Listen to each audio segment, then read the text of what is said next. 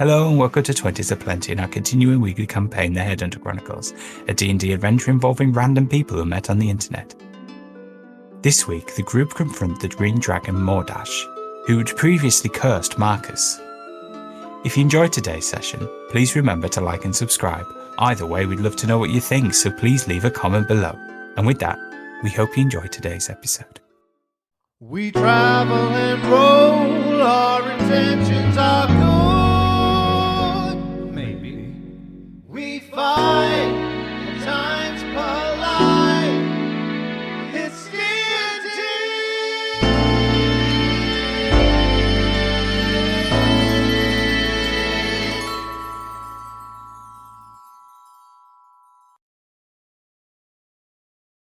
So, when last we set off, the group had stayed the evening just short of Mordash's forest.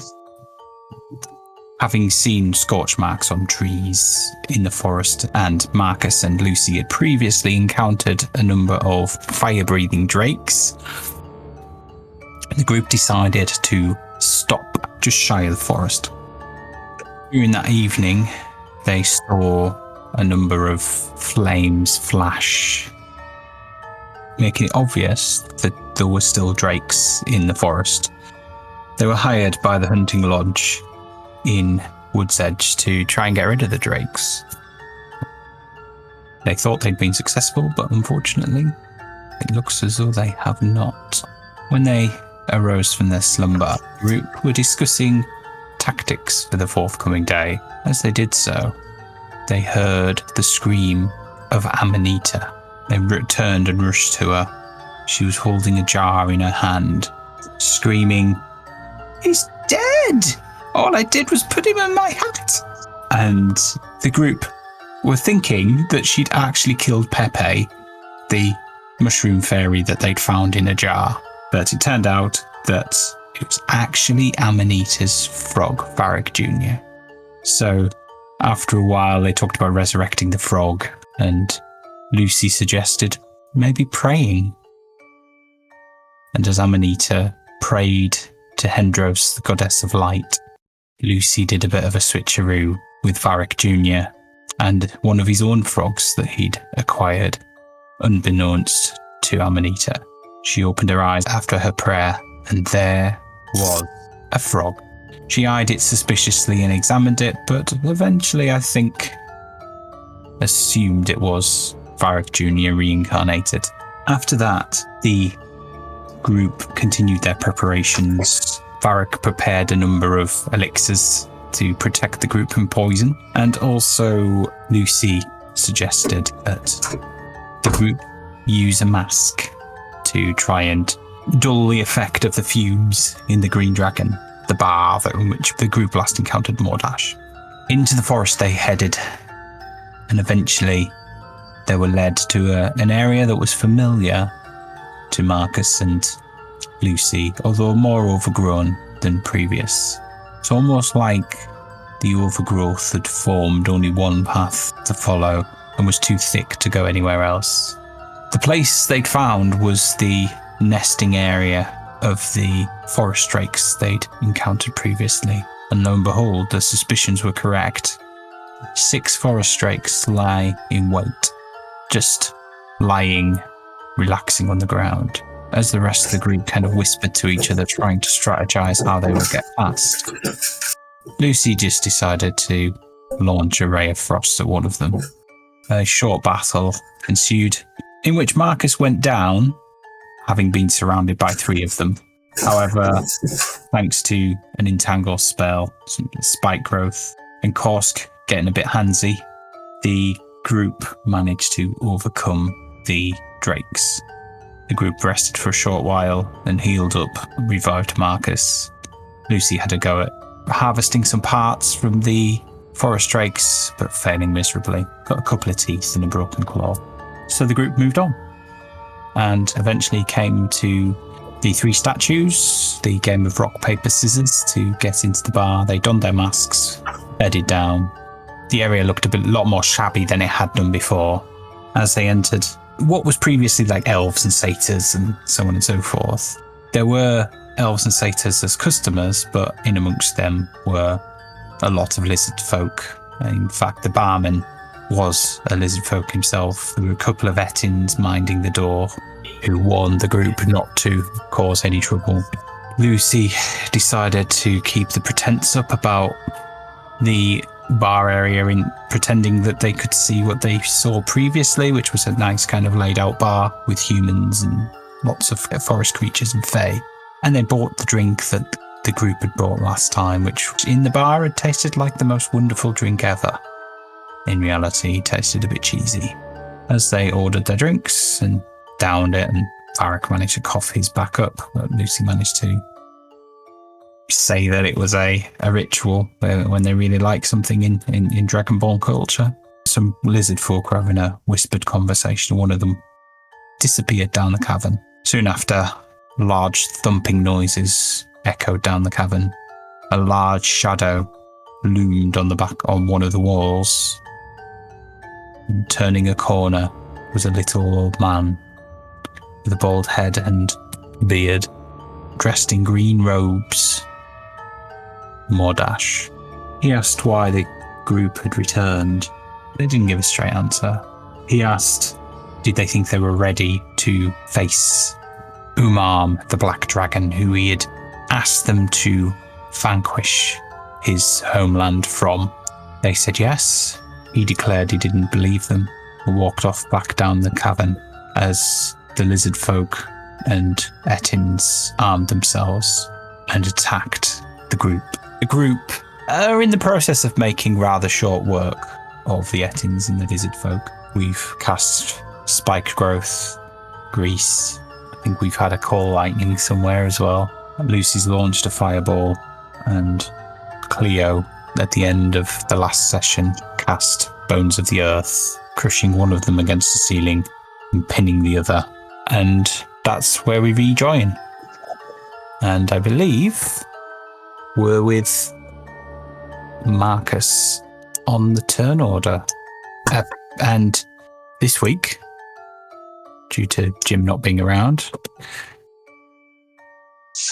Cameron's taking the reins with Marcus. So, what would you like to do? Given that Marcus is a close range fighter, I think he would. So what I would say is the Ettin is pinned against the ceiling, 30 feet up in the air. Mm-hmm. You do have a crossbow. Yeah. So I guess Marcus is just gonna fire that.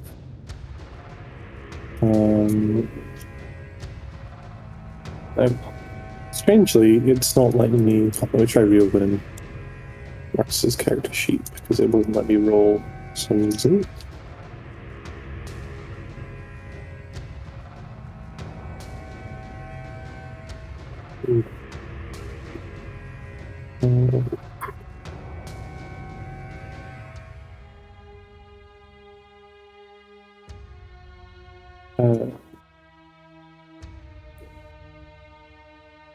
Okay. Oh. So, 16, I believe. If I remember rightly. Once I open a character sheet. 16 is definitely a hit. Awesome. And then that's just the 8 piercing damage underneath. Yeah, it's done it twice there. I've clicked the button a couple times, but it doesn't have the dice rolling on it, so it's really weird for me. So,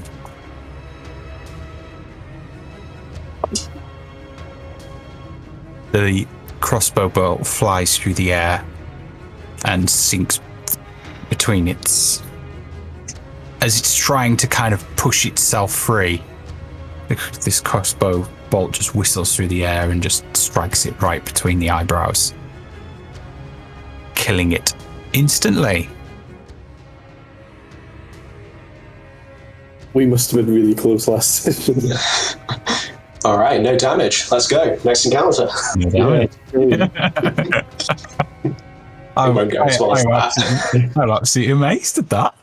I was Very well played. So, what's really funny is Marcus rarely hits with his crossbow ever. no, it's his It's the dagger. it's his daggers he doesn't hit with. Yeah. He's even switched the daggers out for he had throwing axes and he switched them out. Oh for yeah, daggers. it was actually. And thinking that because they were +1 daggers, they would still hit. They would have more of a chance of hitting. And whilst that's true, the rules haven't worked in that way. Just kind of quickly, just in case it does come up with the daggers there. So when as a bonus action, he can throw a dagger and stuff like that, and add a superiority die to it. Such is that. I think it says it's a 1d8. Like his superiority die is 1d8. His superiority die is 1d8. I'm not sure if that's just the. I think can't he spend superiority die to do different things? I think he can. I think I was just looking as the bonus action for throwing the daggers. It's like quick toss or something, so he can throw the dagger, and if it hits, he adds a superiority die to the weapon's damage roll as well and stuff. So okay, cool. Magic. So you hear echoing down the tunnel.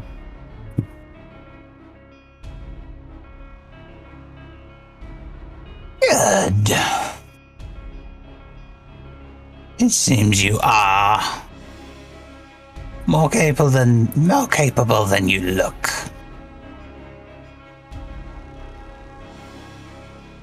So,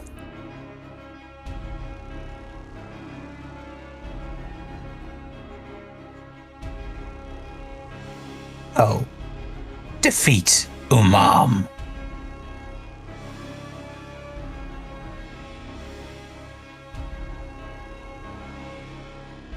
Whereabouts is he currently? Who? Mordash. Yeah. You can just hear his voice echoing down the chamber, down the cavern. It's kind of like there's this big cavern and the pub is at one end, and then it just kind of continues on, and then there's torches you can see in the old place, and then it turns a corner, so you can't see round the corner. All you've seen is this big shadow approach, and then this little guy appear. Look, we don't fight for free. What was this?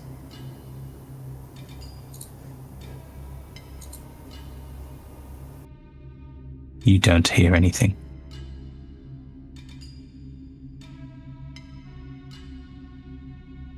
The performance is over, Mordash. If we're going to negotiate, it would be better if we can talk face to face, don't you think? There is nothing to negotiate. You defeat Umam. I will cure the curse on your friend. Can we discern either from the echoes or the sound where his voice is coming from? Further down the cavern.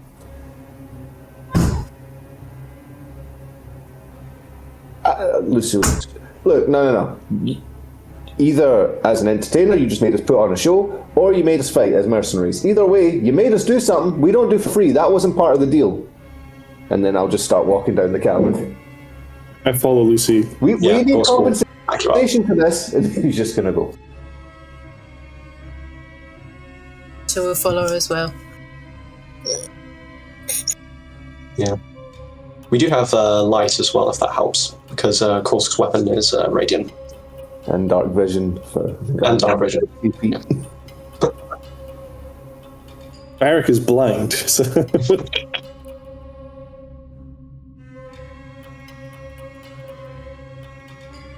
Sorry, I'm just responding to something Charlie asked me earlier. Oh, that's fine. There's no rush on that. That's just. Since everyone's like, Korsk has got his dagger out in the way and stuff, and Lucy's walking straight forward, Varric will just light his staff, and that's it. Forgot I took the light cantrip. Cool. So you cast light. You begin to head down the cavern.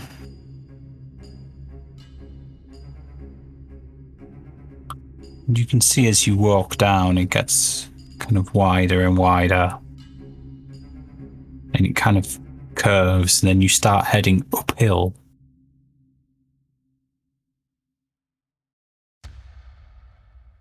And you keep going for what seems like half a mile. And eventually, you don't see any sign of Mordash. Eventually, the torches disappear, and you're in pitch darkness. Other than your little light, but it's just like rock walls. And eventually, you see a pinpoint of daylight ahead of you. And you keep heading forward. You're about 40 minutes after you've took your potion, resilience, elixirs, and so on and so forth. And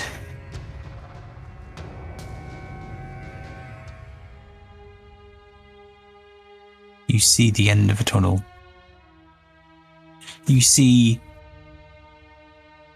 as you proceed towards that entrance, you see greenery,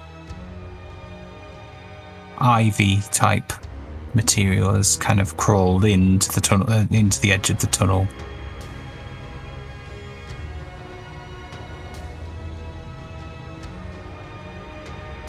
Are you going to keep going? Is there any trail or anything that we can see that might indicate if something's come through this way? Or Seriously, yeah, you can see there is odd tracks, footprints, like lizard fork type footprints, something bigger as well. Yeah.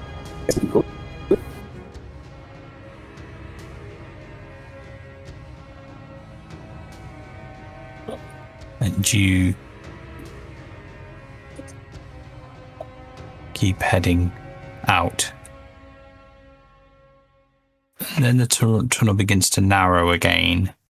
As you head your way out, it kind of leads out into this like narrow passageway, but kind of you're outside, there's no roof, and it kind of winds backwards and forwards a little bit. It's not like hugely narrow, it's about 10 feet wide.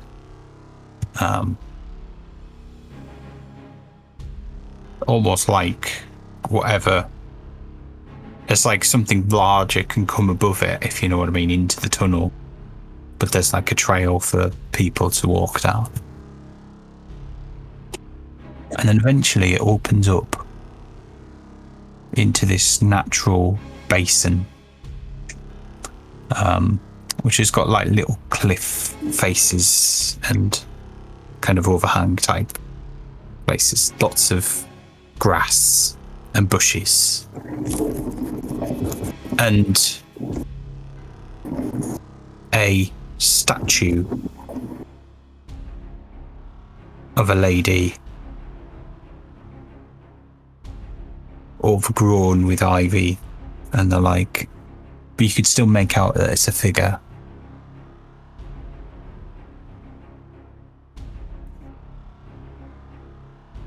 And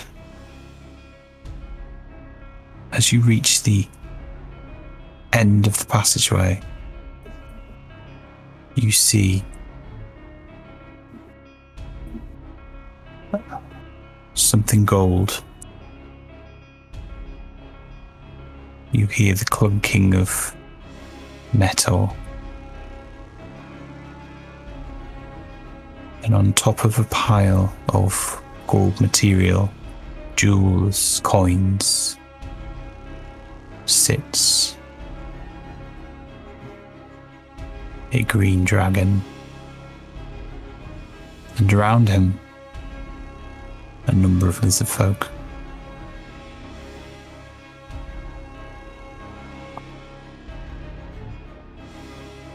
How many lizard folk?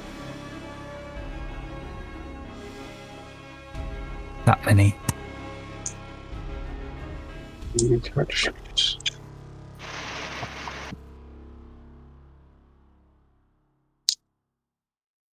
His guard shouldn't be an issue. It's the great big poison-breathing lizard I'm more concerned about, honestly. Looking to Korsk and Varric and everyone. Is it time for me to drink that potion yet? Wait until we're actually attacking or being attacked.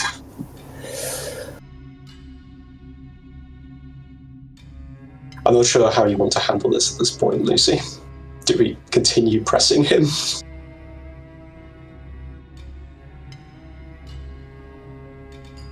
How dare you? As soon as I hear that, I'm going to take my potion, my boldness potion. Yeah!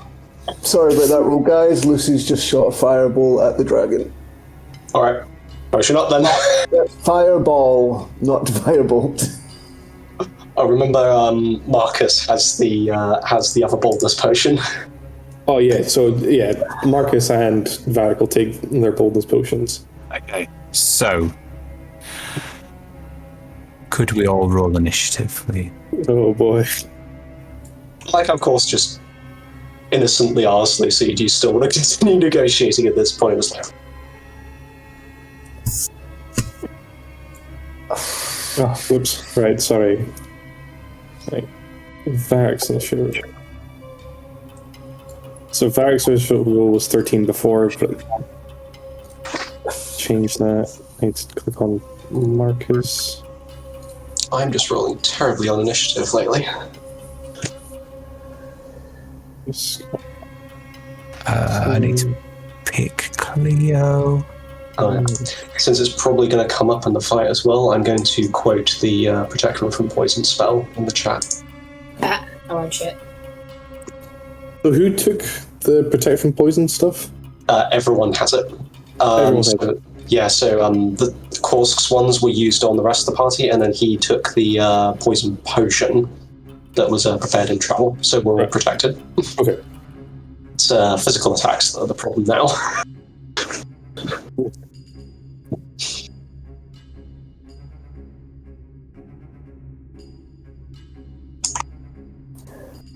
Yeah, probably bears repeating as well, but I've only got one spell slot now because of that. And it's first level. I just use my spell up. So you have advantage on saving throws against being poisoned for an hour. And it's resistance to any actual poison damage that happens. Yep. So, let me just... So you guys have already done all your stuff. I need to do my stuff. So, let me just... This is going to be a really tough fight. I'm just going to do one thing just to check something. Cool. Okay, he didn't use a fireball, it was just the 2 Eldritch Blasts. You retconning? Well, the first one was to see if Lucy was going to attack, and then I'm just trying to roll to see if he would use his last spell slot for no reason. So, I suppose like, he didn't roll the damage. So. I didn't even roll the attack. So maybe. Just fire 2 off wildly. Don't even know if they've hit yet. That's it. Yeah.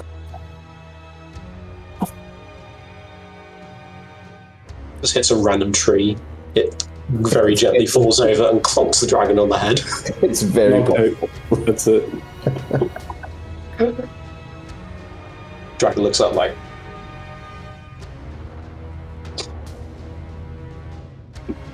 oh.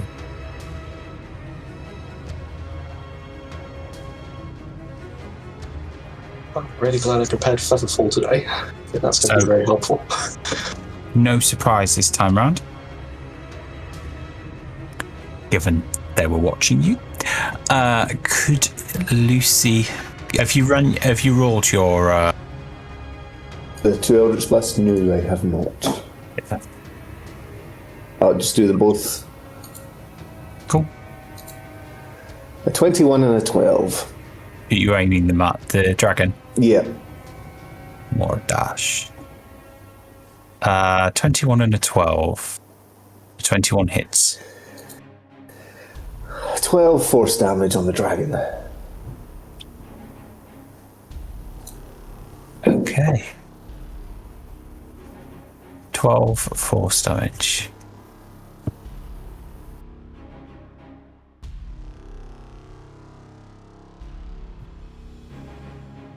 Okay. So that then takes us to... Again, I've got 3 lizard folk ones here for some reason. Let me just sort this out. So that one, we'll call lizard folk 1. This one.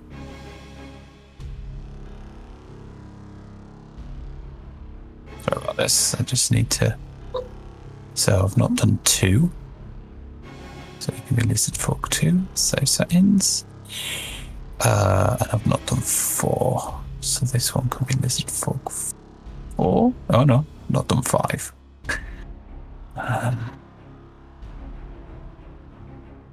Lizard folk 5. Save settings. 1, 2, 3, 4, 5. Cool. Right. So number 1 then. So this one over here. So there's no. What I will say just to describe things. This here, the grey stuff, is cliff face. So there's a passageway. There's a pathway up along this way, up to this top bit, and then there is a staircase over here to get you across to this highest bit. And then again, this is all cliff face as well. There's no natural way of getting up there other than climbing, I think. I know you can get up that way. You can get up that way. So you can walk up there. So, this is folk number 1 then. He's none of this is difficult terrain, it's just grass, I'm assuming. Right. Or the odd kind of small bush, but it's walkable. You can walk over it.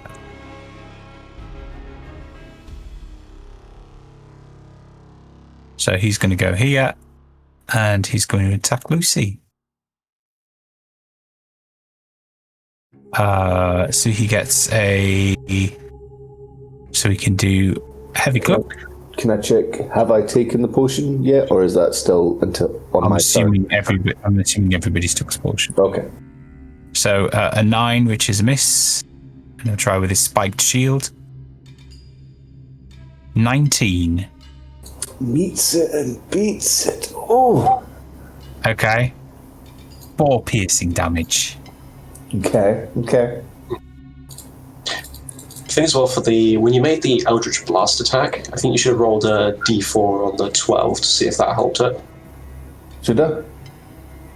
I'll put the elixirs in the chat as well. Oh, sorry. So,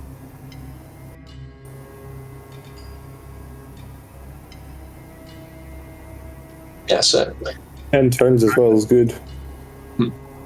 yeah, d4 every attack roll and your saving throw for 10 turns. Something tells me the D4 wouldn't have helped well with a dragon, but I'll remember for future. Is it attack or damage it adds to? Just the attack. Okay, good to know. So, and then we're on this next list. I have to do the thing. Sorry, he caused me damage. Hellish Rebuke. Yeah, it's a dexterity save. Yeah, I will add as well that Marcus has Sentinel. Oh, okay, never mind then. But you can. It doesn't mean he has to use it. I'm not quite sure what the restrictions are around it, but I know it's definitely when you hit somebody next to him, you can use it. I'll save my Hellish Rebuke then.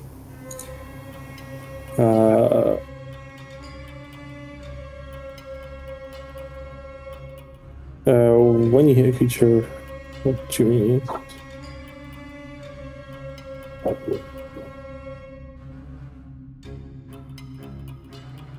Yes, I'll use Marcus's reaction to make a melee weapon attack against the guy attacking Lucy.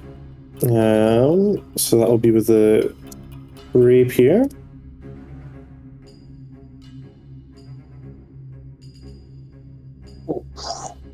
Oh, plus D4. Hold on, let me roll D4. Varric's character sheet. And Wow. It's times 2. What a time for the bad rolls to come in. I know. Okay, so this next lizard fork guy.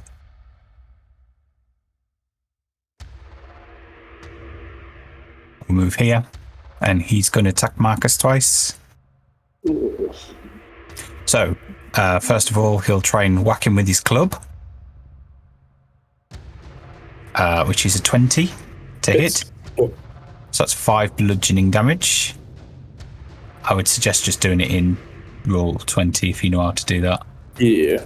So you can just click on the character and then just write -5 or wherever it is in the green circle, if you can see that. There we go. Cool. I think that's worked.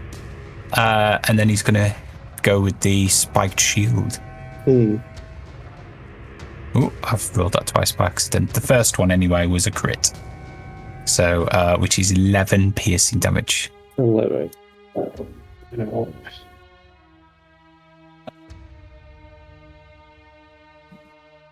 Cool. Which takes us to Lucy.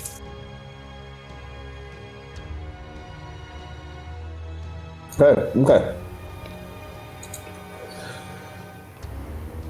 So the one that hit Lucy, he's going to blast with his Eldritch Blast. Okay. The first one, 22. Certainly a hit. 13 force damage. Okay. And then the second blast, if he's still standing, He's still standing. 25 That's a hit. for another 14. It's 27 damage total. He is dead. So you blast him again. You blast him. He starts to trip over a rock, and then you blast him again, and then he definitely trips over the rock, and then whacks his head on stored on the ground. Seeing that, Lucy will just dust off his shoulder and fix it. Cool. Which then takes us to. He might move. I think, yeah. Might move. No, never mind. Not You yet. sure? Yeah, not yet. So that takes us to Varric. Oh, what Varric's going to do is he is going to fire. Can I actually do this? Hold on, let me double check. Okay, I'm just going to fire a firebolt at the one that's in front of Marcus. Can I hold my movement until? Is that alright? You can hold your action. I don't think you can hold your movement. Alright, then I'll. Can I take my movement quickly just now then? Okay.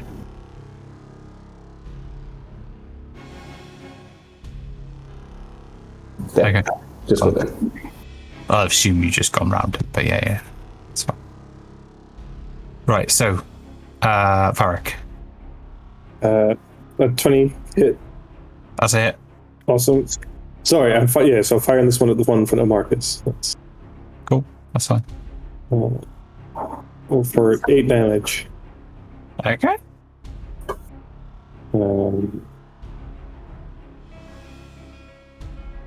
And I will stay there because I can't move anywhere.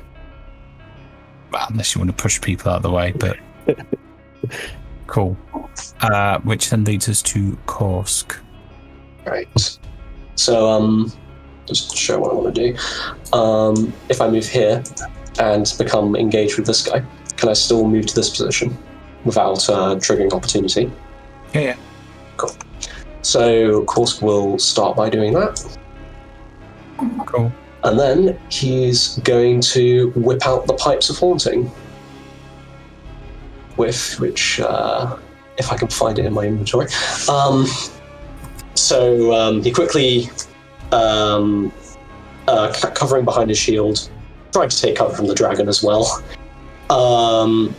passes them quickly over his lips and plays another somber, incredibly depressing tune. And that is a wisdom save on everyone in 30 feet, which is all the lizard folk, not the dragon. Okay, so 1, 2, 3, 4, 5 of them. And if they fail the check, they become frightened of him. Have I not rolled one of them into initiative? 1, 2. Yeah, I've not rolled the top one into initiative. Let me do that. Yeah, I was going to say, these guys are all in, I think. Yeah. And you should have went first. Oh well. Let's just move him up there. And actually needs to be lizard folk number 6, I think.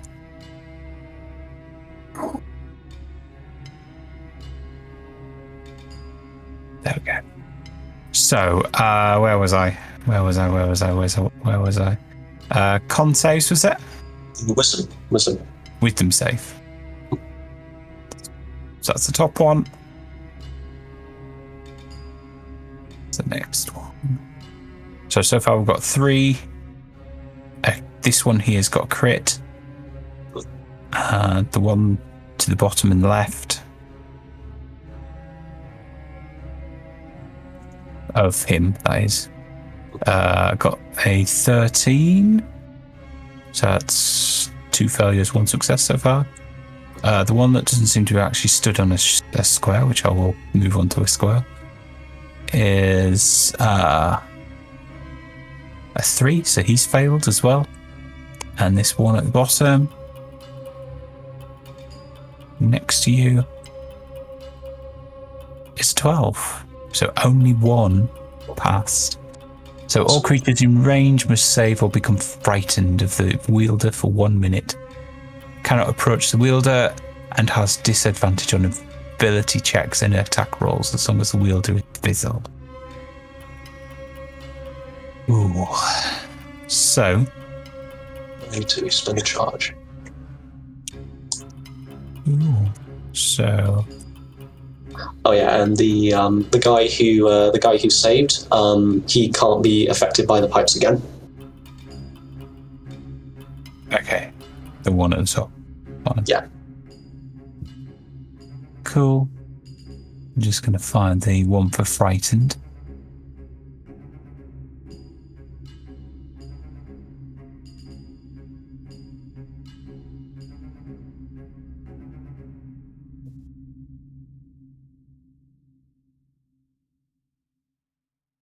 I'll do that one.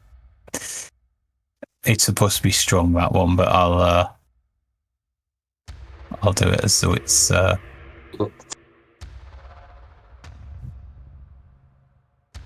on.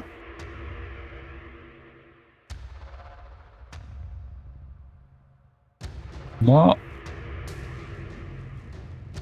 Okay. Okay. Yeah. And that is Korsk's turn. Cool. So the creature also can't willingly move closer to the source of its fear. Yeah. So, okay. So that's Korsk's turn. Which then leads us to this lizard folk guy here. He is going to take a javelin and he's going to throw it towards Korsk. Yep, he has disadvantage. Excellent. 13? No. His other one was a crit, but that was the second roll, so it would have been 13 anyway. So that disadvantage was worth it, God. No. He would have got 13 anyway. 13 was the person. So, and then he's going to leg it. So, hit point 30. That's this one, isn't it? 1, 2, 3, 4, 5, 6. Yeah, so they're effectively out of the game for the moment, so yeah, everyone take the opportunity to really hit home on the dragon. Cool. So this one's going to then go and move over here. Oh no, he's not charmed, is he? So that's fine. He's going to move towards you and attack you then. Okay. He's technically got a flank, hasn't he? He has got a flank, yeah.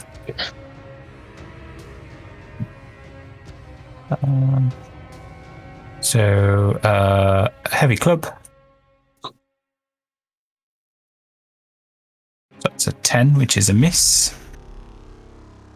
And with his shield, 5. Actually, did you roll with advantage? Yes, both of those are with Oh, wow. So the first one was a 10 and a 7, the second one was a 5 and an 8. So actually it was an 8 the second time. God. I take back what I said about the rolls. Oh, these lizard folk are useless. Oh, okay.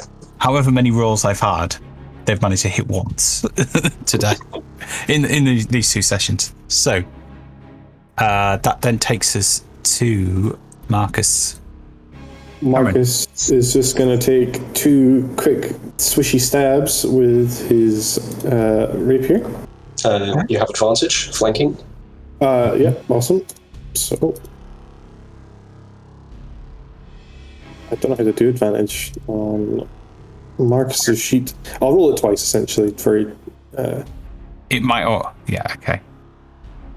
so that's the first one, and then Yeah, we'll take the damage off. We'll take the damage off the first one if he hits. If you're Okay. rolling on D&D Beyond, you just hold shift and you click. oh, okay, And then for disadvantage, Cool. I think it's control. cool, cheers. Well, the second one to hit was a 20, and the first damage roll was 15. Cool. So that is a hit. And so that first hit just about kills him. So you've got a second attack left and your movement. Awesome. 5, 10, move up to there, and then just do the second attack.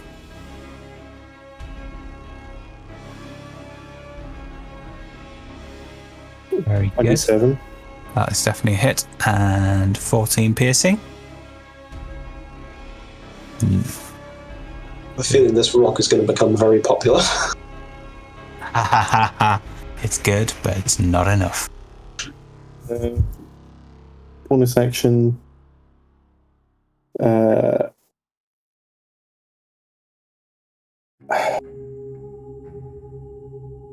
cool. That's fine. That's all Marcus is going to do. You're not going to lose his dagger. I'm going to lose his dagger. No, it's I don't want to waste it because he's only got a few left, so I don't want to just throw them randomly. Cool. Yeah, I mean, I guess the advantage is if he hits, he can easily just go and pick it back up. But if it goes flying off into the distance, then maybe not. I think.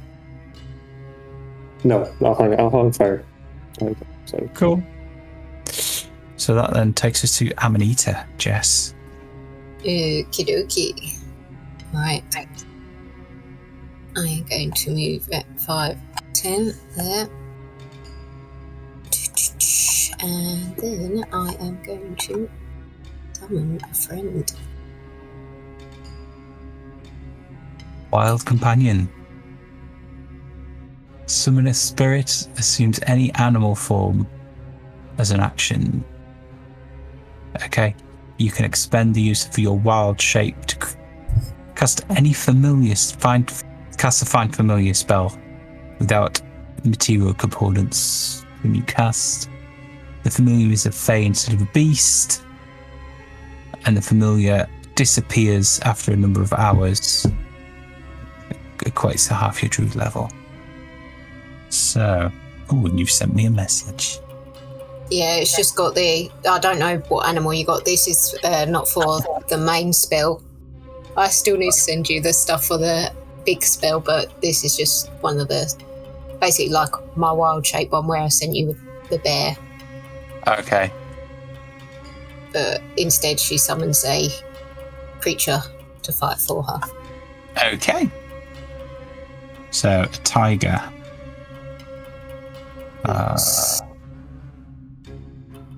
Okay. Do you want me to roll, see when the tiger goes, or? Yeah, I think what I'll do is I will just drag in any picture. It's fine as long as it's mainly you. You just need to know that I'm dragging in a tiger. Okay. So what I'll do then is I will try and find something.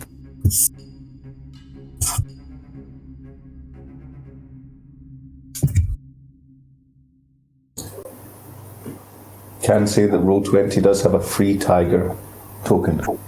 Yeah, it's fine. It's the casual tiger coming out from nowhere. Oh, I don't know what that is. Don't know what that is, but That's Basil, isn't it? Definitely ain't Basil. I mean, any token, picture token would do. It's just. Yeah, that's fine. I'll just do another. I will just do another Amanita. And then. There we go. I like the idea that anyone who's behind Amanita will see Amanita summon this tiger, but anyone who's in front of Amanita is just going to suddenly, a tiger is going to appear behind them. They're going to be like, what is going on? It's the mushroom, and and I think the way in which I can do it is I add in the. So the hit points is 37, and the AC. So hopefully this won't mess things up. No, it's not doing it. Let's see then. Oh yeah, okay. It's... Cool. So you've cast it. And then it goes after you, does it? It's completely up to the DM whether you want it to go the same time as me, or do you want me to roll to see when it goes? No, just do it. Just do it straight after you. Fair enough. I can't move it. You can't move it. No.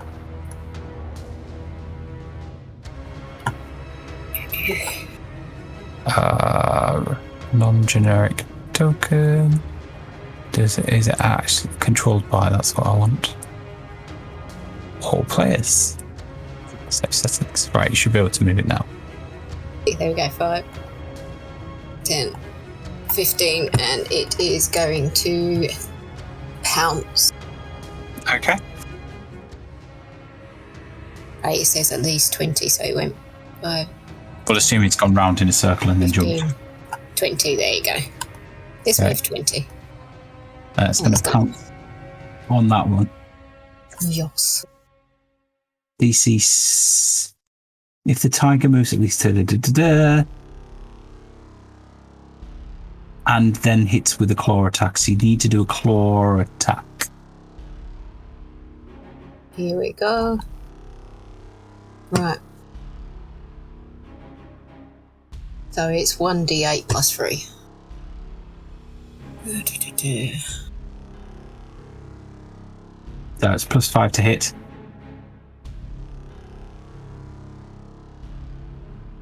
There we go.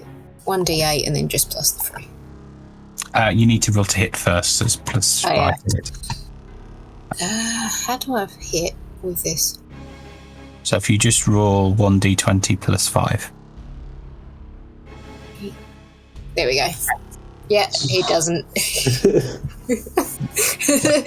Tiger just feels out of place. Yeah, so the way I'm reading this is you've got to run towards a creature, hit them with a claw attack, and then they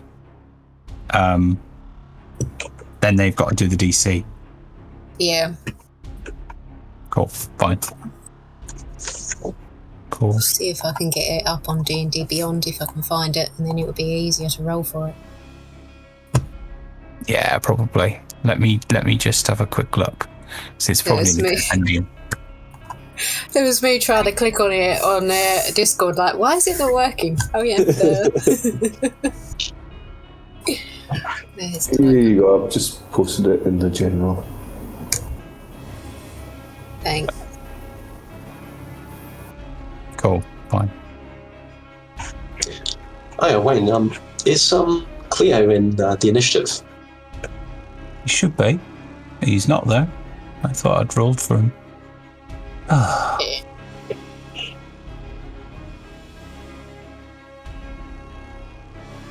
He is now.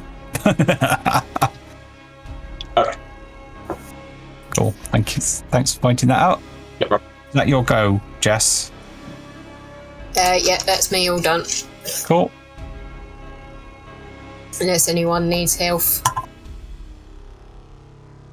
But to be honest, I used a spell, so nope, you can't be healed. We'll need healing after this turn. Actually, it's not really a spell, it's a class feature, so I can heal. Yeah, you can do if you want. As a bonus action. Because you've taken your action. I'll heal Marcus then. Cool. Seeing as he looks a little unwell. There we go. Healing word. It's a good one. 13. Ooh. So the dragon then.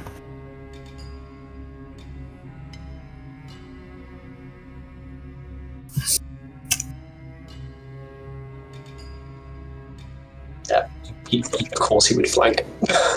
So he's going to fly here.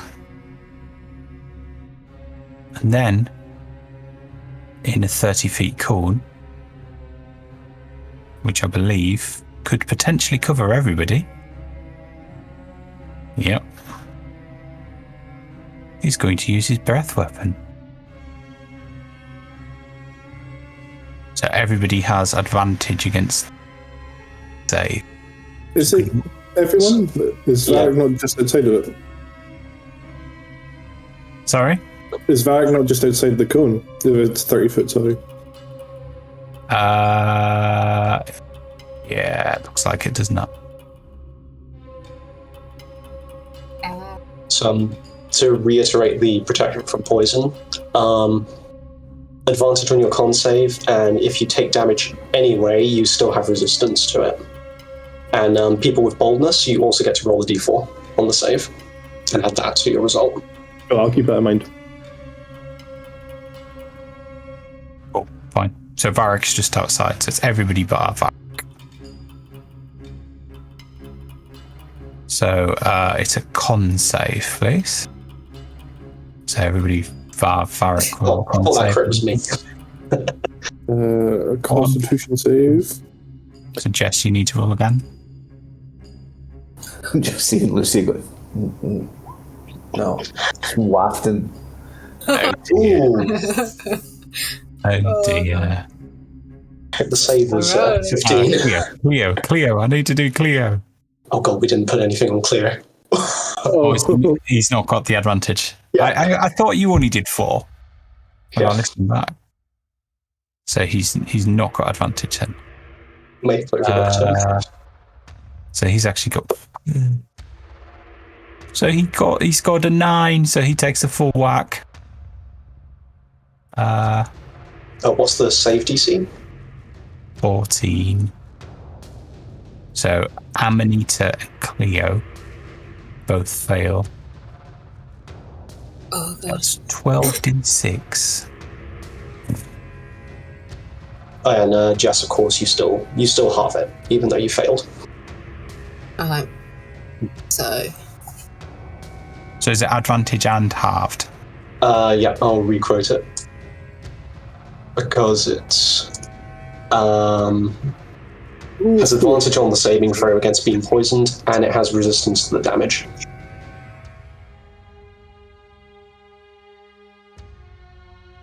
So, 39. So, half that and round down is 19 for Amanita. Ouch! And I'm wondering, I'm sat here wondering why Cleo's only got 21 hit points, given they rested. Oh, I thought you meant 21 hit points after he got hit. No. So, I'm fairly sure he healed up when we defeated the Drakes. Okay. Yeah, we all did. So Yeah. I will restore him back to his proper hit points then. So for the rest of us that saved, 75. is that quarter damage? Is that quarter? Okay. So anybody that's saved, let me have a look.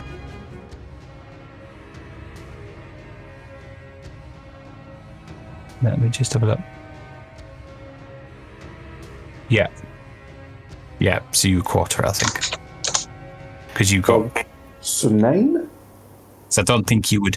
I think resistance works in a way that you work out the damage and then you half it rather than. Right. Okay. Yeah. That's 9. Okay. 39 divided by 4. So Yeah. 9.75. Yeah, it'll be 9. No, I need to do -9. Okay. Minus 39. Okay. Sorry, Claire.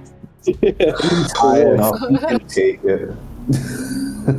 He's got enough health points. He should be You alright. say that, but then as soon as Clue goes down, that's our large healing section gone. So he's only moved 45 feet, so he will then, for the rest of his movement, he will fly up here.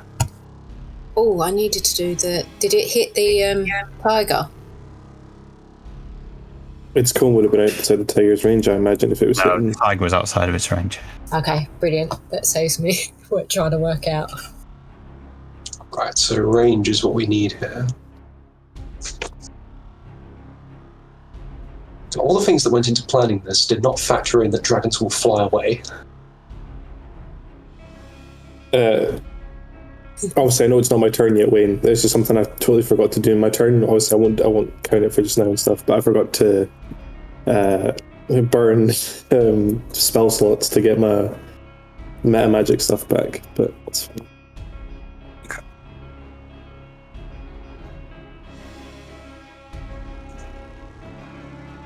Are you going to do that then? If that would be okay, just because I totally forgot to do it. 'Cause I'll just assume you. I'll assume you do. Cool. So that then leads us to the next lizard folk. Pardon me. So this dude is going to attack the tiger. Right. So I forgot to take my reaction. Can I take it now? You want to use Hellish Rebuke, do you? Yep. Yeah, go on then. Cool. So it's a dex save. A dex save for the dragon. Yep. Might as well. It's not even that strong, this one. 21. It was a crit. Cool. So it takes 9. It takes 9 9 fire damage. 9 fire damage. Let me just have a look at this. Ignore this. So I just need to push that button. So it was, still 9. Okay. Lovely. So, That then takes us to so we're on this lizard folk below the tiger. So he's gonna try and hit it with his heavy club, Okay. which is a 10. No, fails. And the next one is try and hit him with his spike shield, which is an 8, which is another miss. And then he's going to just try and move around to the other side of the tiger.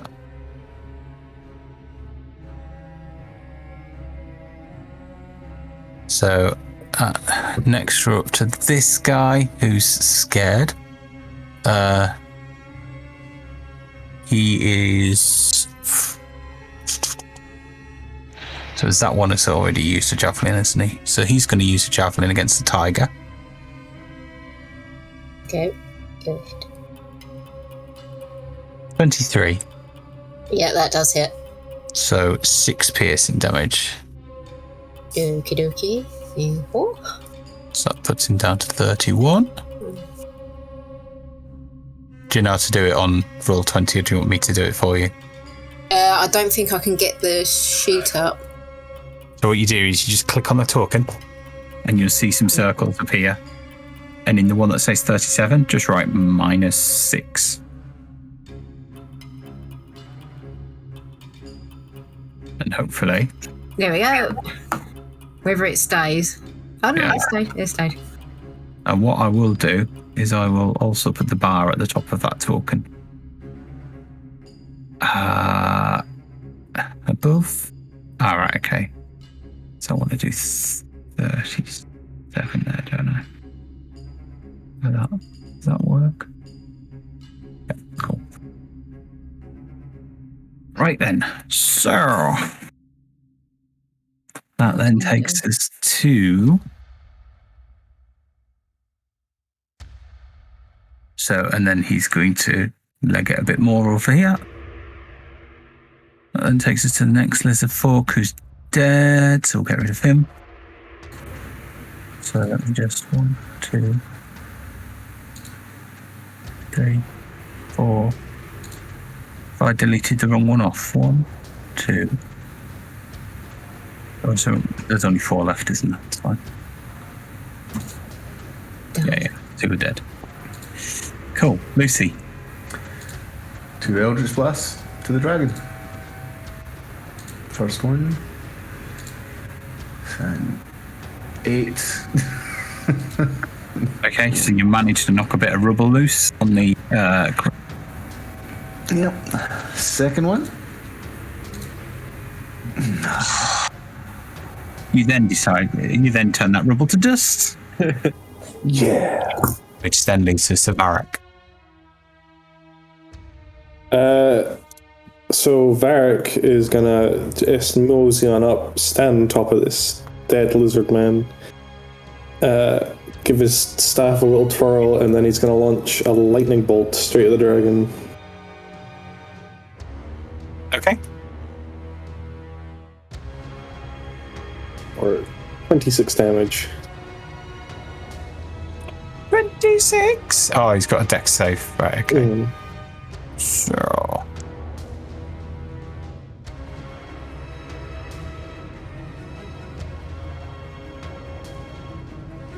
18. 18, yeah, so he takes half of that, which is 13.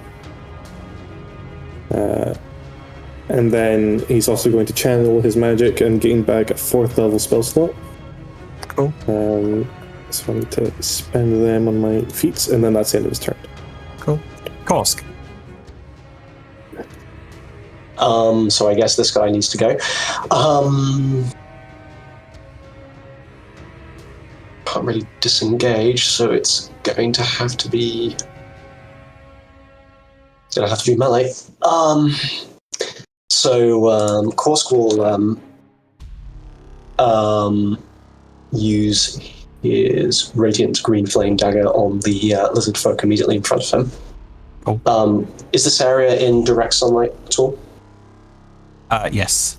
Okay, so that cancels his pack tactics, unfortunately, so this will be a normal attack. Cool. On the map, you can see shade. So anything in that shady area is not in direct sunlight. Okay. Are you in the shadow then? Actually. good point. You are in the you kind of half in the shadow. I hit anyway. 21. So that is 16 damage in total. 14. Have you 14. added something? 14, sorry. 14. So.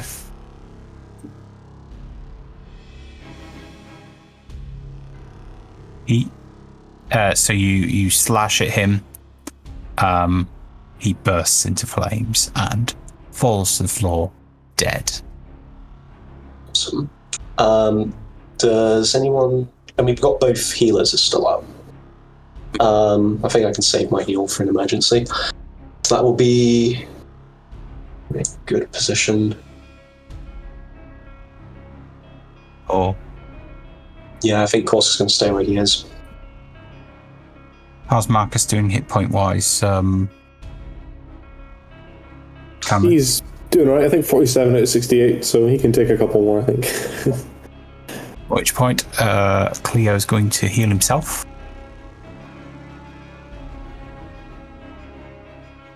Oof, how's he going to do it?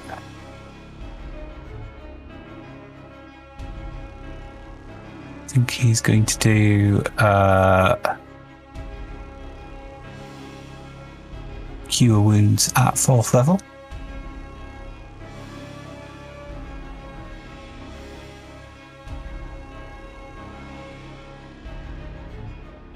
Which gives him back 17 hit points.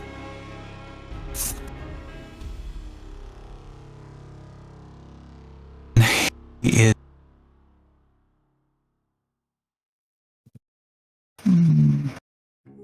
probably going to stay where he is, actually. We might move up behind Lucy. There we go. So that then takes us to the lizard folk. Let me just check on distance. Oh no, they've both used their fire javelin, haven't they? So they're going to just... He's just going to move over here. In fact, just move over here. And then the next... So that's his go. The next lizard folk is dead. So then takes us to Marcus. I think Marcus would... I don't know. He's needing to move anyway, so... 5...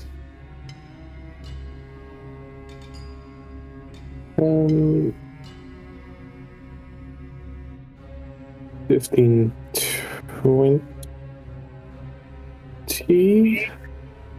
And then he's going to take a shot with his crossbow at the dragon. Okay. Let me just double check the range as well.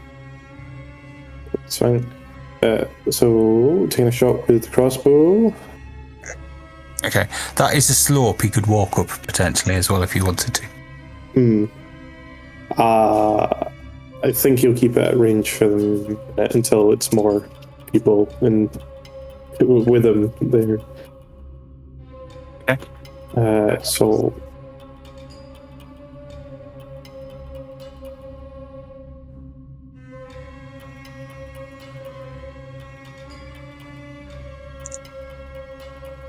D6 to hit with the crossbow. That's a hit. For 10 damage.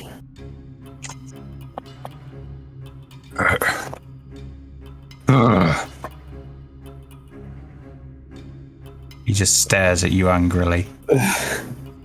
And then he's going to use his bonus action to quick toss a dagger at the dragon, just to add a bit to it. Okay. So it'll be whatever this is plus D8. So, Does it need a D8? so plus D8 to that. I'll roll that on Varric's character sheet. Oh, he hit with a dagger. So that's 17 points of damage. Okay, that's a good hit. So you have made Mordash quite angry. Uh-oh. Achievement get. If he wants to get his dagger back, he has to climb up the dragon. Well, I reckon Marcus is the one most angry with the dragon at the minute. So this is an angry glare off, you know what I mean, of the cursed and the cursor. So Okay. Indeed. So, what we got next? that's it for Marcus. Marcus is just going to stay there. Amanita?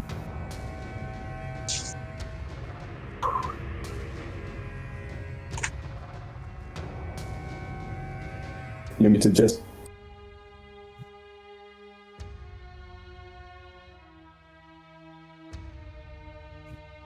No. Right, Amanita's going to move. So I went 5, 10, 15 behind this. Maybe a little bit back there. 20, just in case. I see that arrow. Uh-oh. That is very nerve-wracking. We're all doing that can fly. It's a dragon. There's no running away. Yeah, but if we stay together, it's worse. Okay.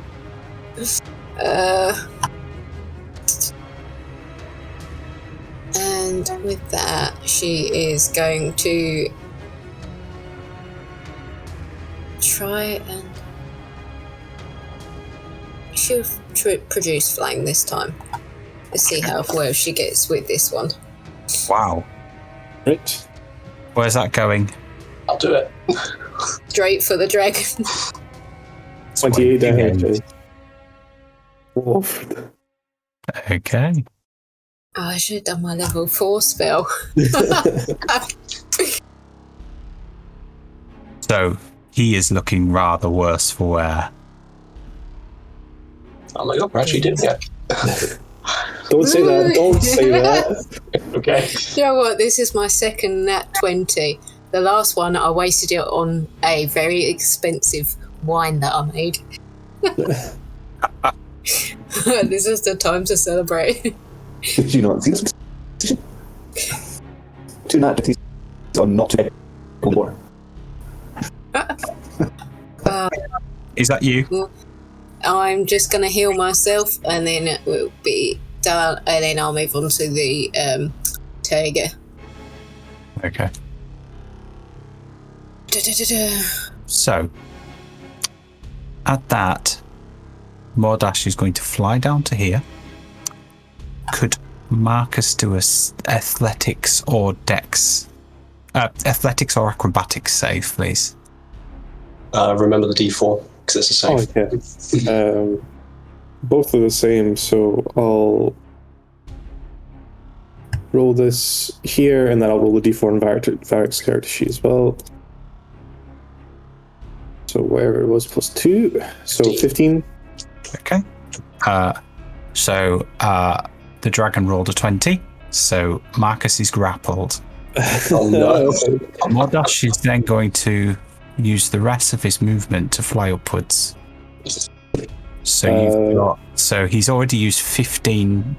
No, he's already used 10. So he's going to go. So I think his fly speed is 80, 70 in the air. So 70 feet in the air at the moment. It's 70 feet in the air. Holding Marcus, yes. Okay. Alright. No worries.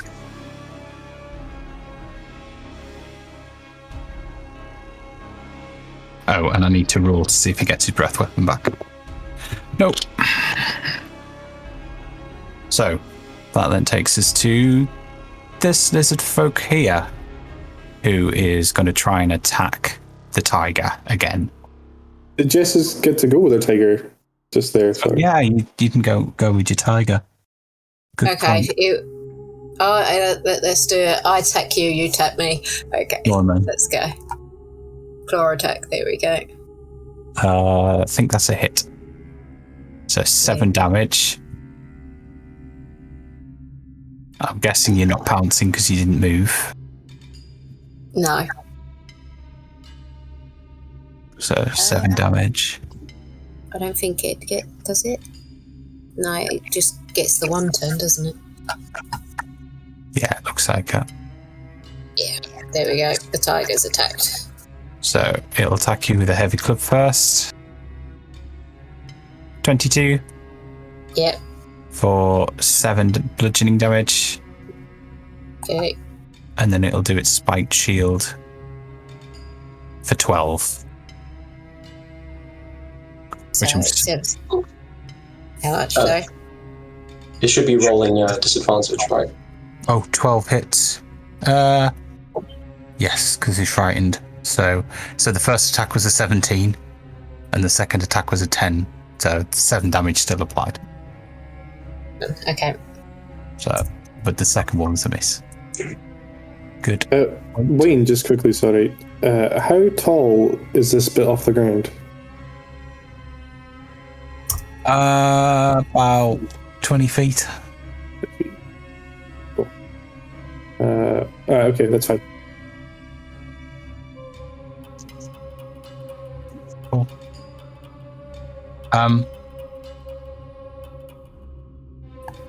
Which then takes us to this guy, who's going to continue moving up that.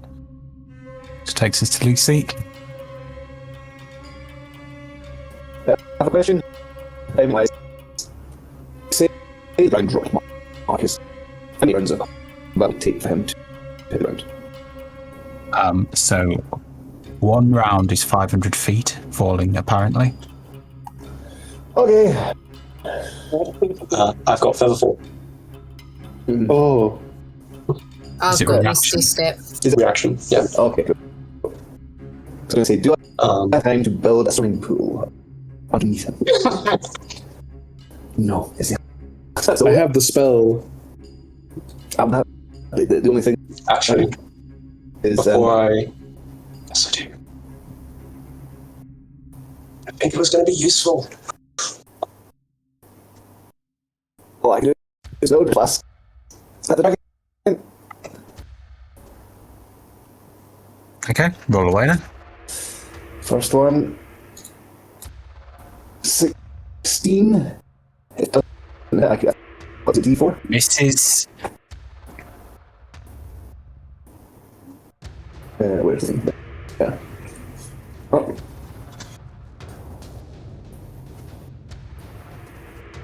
Did you get a D4 plus every... Only attack. I think. Okay, you missed that. 17? Alright. Right. Hang on a minute, Charlie. I think you have the resistance one. I think it's isn't it Marcus and Varric who have boldness? Yeah. Good. I missed anyway, so Miss. what's going on?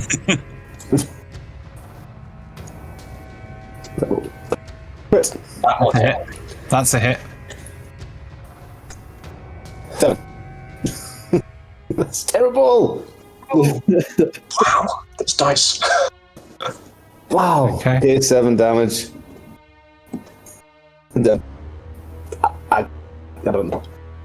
I guess Lucy's going to try and sort of stand underneath him in case he can catch Marcus. Okay. We'll see what happens. Okay, is that your go?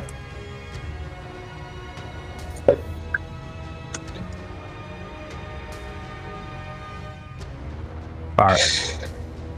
No pressure, Cameron. Varric is going to move to here. And then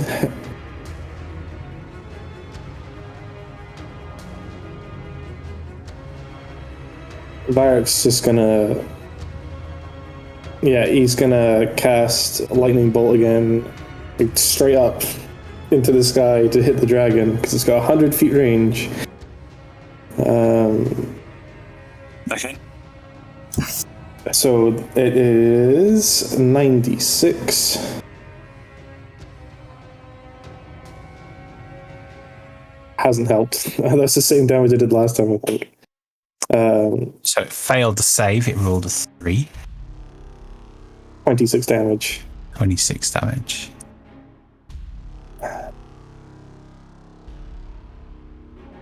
Okay. At which point it drops Marcus. Okay. Lucy is there. The Mighty's trying. Thinking. So let me just quote it. Yeah. So thinking quickly, Korsk reaches into his alchemy satchel and throws a brown-colored powder into the air, and it immediately coalesces and forms a very dense cloud, which catches Marcus and slows his descent. Lucy's still standing there like that. Each lands before the spell ends. It takes no falling damage and can land on its feet at the end of the spell, which you take when you.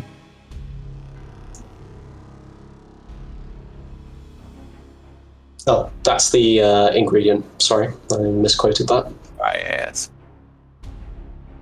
What's the spell save DC there for? For Featherfall. I think if you want to try and resist it, so... Basically, spell save DC is just something that's always quoted when you go from the spell section of Roll20. So it looks different for my other ones because I'm quoting them from the attacks menu rather than the spell menu. Cool. So Marcus lands. And that is my last spell slot.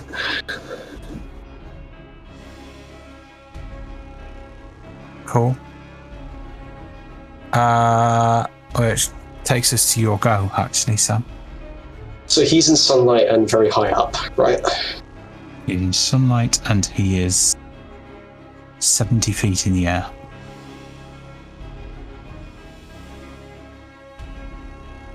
Sorry, just checking my ranges.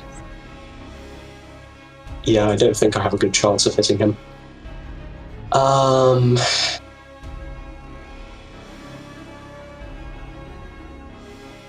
May as well try though, right? So Korsk is going to quickly run after Varric.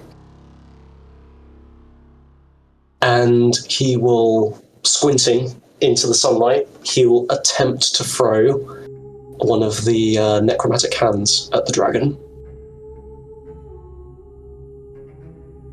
Okay. 16.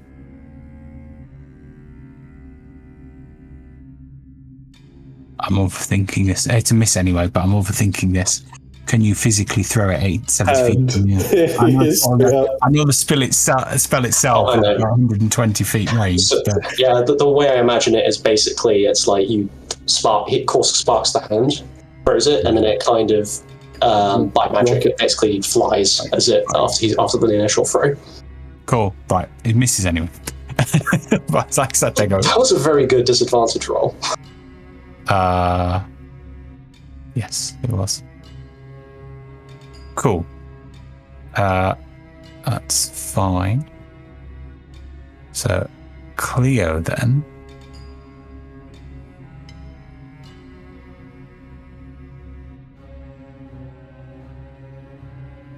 What is Cleo going to do?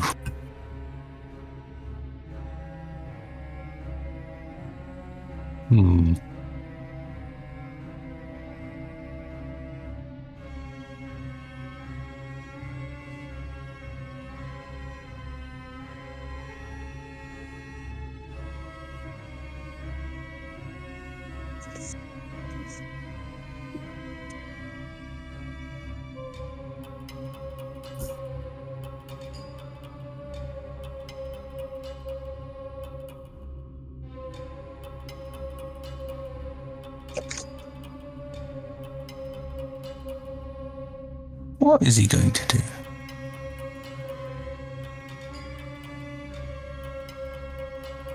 I think he's probably going to cast Healing Word on my... at level 4 again, I think.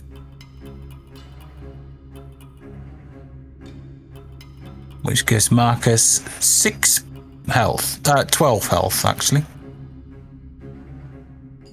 Alright. And then he is going to probably just move a little bit closer. And then that's his go. Which then leads us to another lizard folk guy. Should I be doing wisdom saves for each turn on these? I'll quote it again. I think it's straight for 1 minute. Maybe. Is it an effective frighten that you can save? Even when it's the turn after the effect?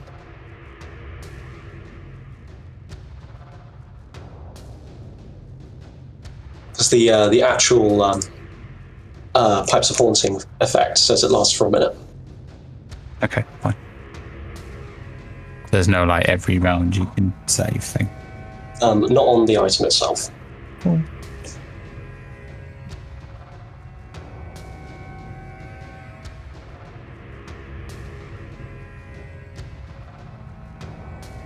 Cool.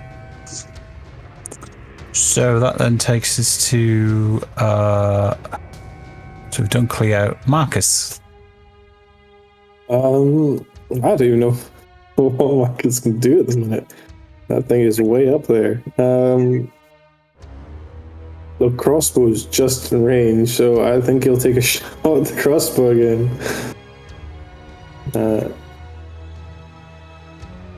'That's a hit. 11 damage. Did he throw a knife that high? Oh, I should have said when Marcus was grappled by the dragon, he grabs his knife back. That knife is gone. So the crossbow bolt sails upwards, strikes the dragon through its wing. It then begins to circle, fall to the ground, collapses in a heap.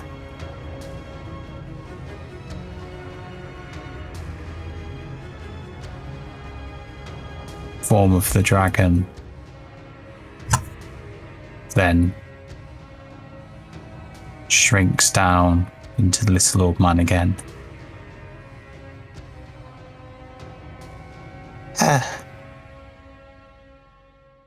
Please, no more.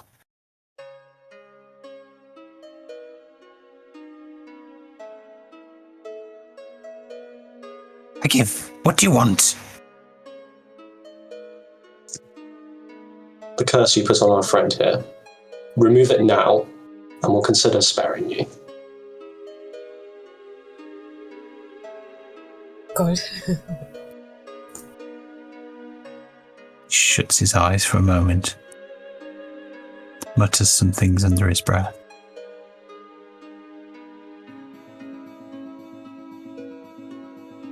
It is done. Now, leave this place. Marcus, do you feel much better? Like, does he feel better? Is it gone? So Marcus considers himself a little bit, kind of tests his rapier a little bit. Something's changed. That's good. Well, all I have left to say to you, Worm, is that if this is a trick, you can guarantee we will come back for you. As you saw, your strength was no match for our arms combined.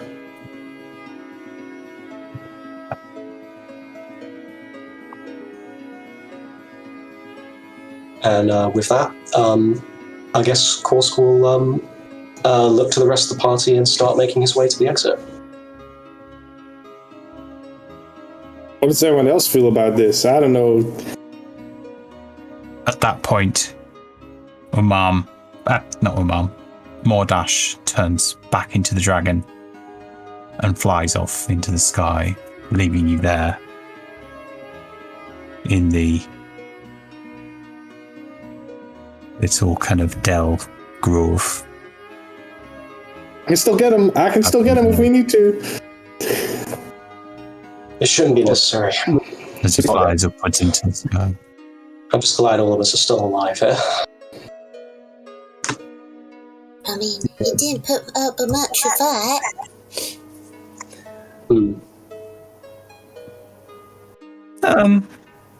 Yes. I think a green dragon's skill is in treachery. He may have made Marcus recover, but I suspect there may be more to this than meets the eye. Well, at least we can rob him. He left all his money here. I'd be careful sifting through that. Legends say dragon treasure will usually be cursed. They don't exactly have cause to spend it. Make notice, Lucy's already digging through the treasure. Or we could take a look and see what valuables there are. So, on that note then. Lucy is cursed with -4 to his intelligence and...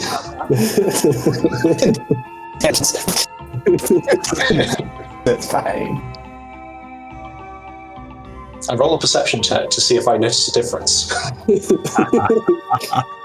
So, in Mordash's hoard, you find 5,000 gold pieces worth of coins,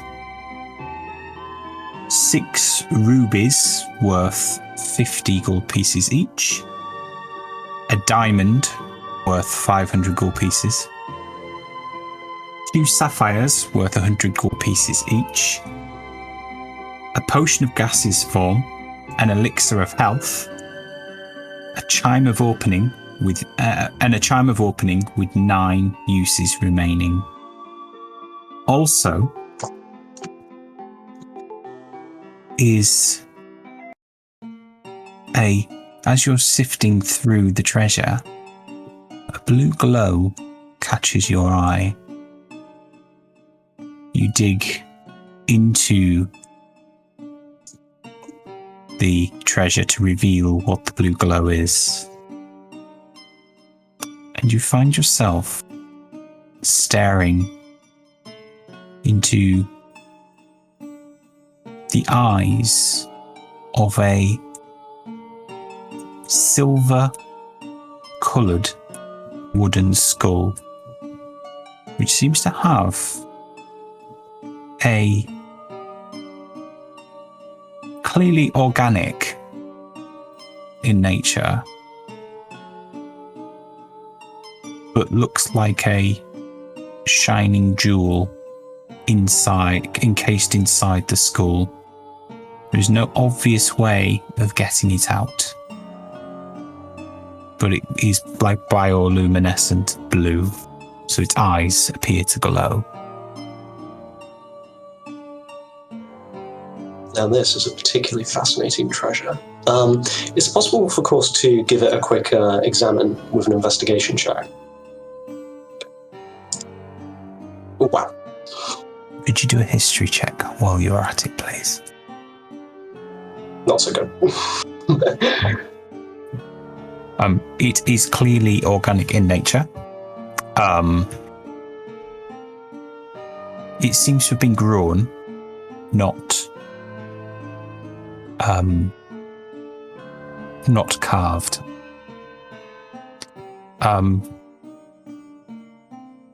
You know, we might as well. Do we recognise anything about it?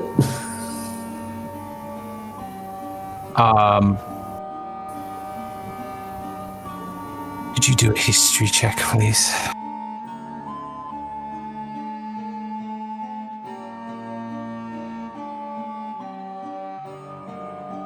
No.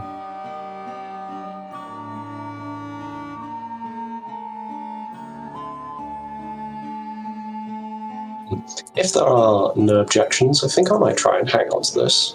See if I can figure out some of its secrets. Just be careful. I don't want to open it up and get cursed or something like that. So just be wary of what you're doing, I guess. We review safety procedures all the time at Sybil. I guess they're limited use though. Indeed. That's bioluminescent skull, I will call that. What was the other stuff we tried? Because I was trying to keep up with the rating, but I may have still other things. So, you found 5,000 gold pieces worth of coins. 6 rubies worth 50 gold pieces each. Yep. A diamond worth 500 gold pieces. Yep.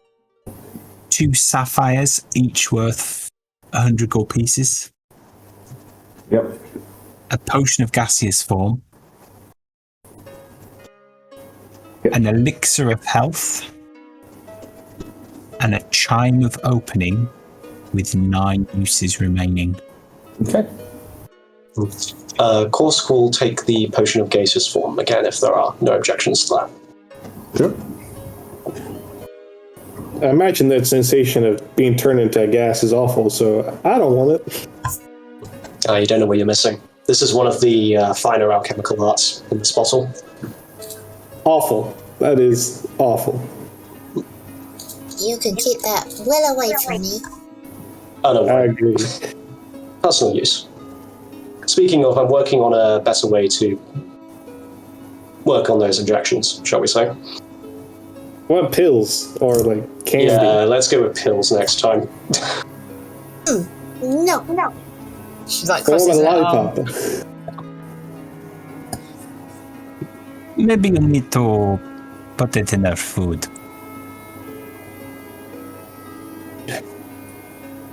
Roll it up in a bit of roast chicken or something like that, hand it over. Maybe make boiled sweets with it in. Oh. She seems to like sweets. Even Oh, is that stop giving them ideas? Yeah. Is my mic gone quiet? No, he cuts out when you get to a certain pitch with Yeah. Amanita, it saved your life! It's necessary to take your medicines. don't care. I don't like it. Fine, we'll figure something out next time. If it bothers you this much.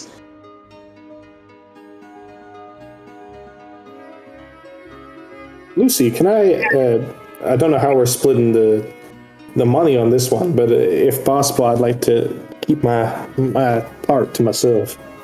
Yeah, sure. Okay.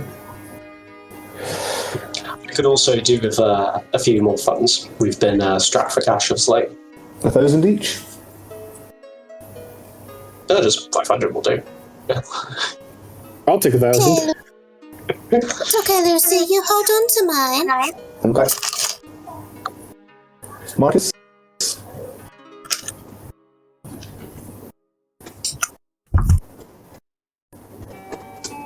I'm assuming you can give Marcus the same as everybody else. Sorry. 1,000. Of course, taking 500. What you said. Give Marcus 500 then. Okay. Marwan will just put hers into the fund to spend at a later date. I can't actually edit Marcus's character sheet, so can we just like take a note of that in general or something like that? Just drop Jim a DM to say this is you need to add 500 gold pieces to his money. So what are we doing?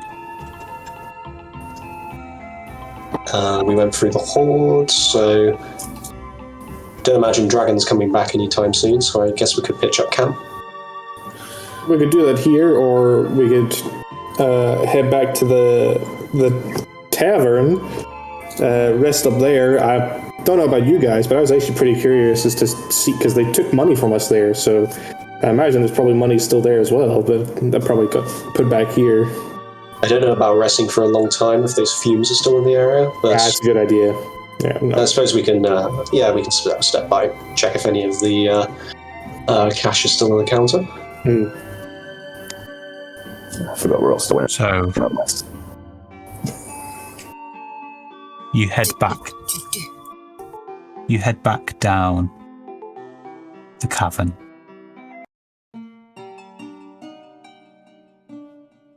You part way along in the dark. You hear whimpering.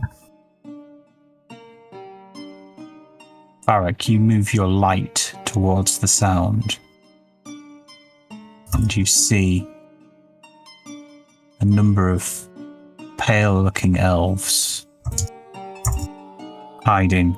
They see you, and fear fills their eyes.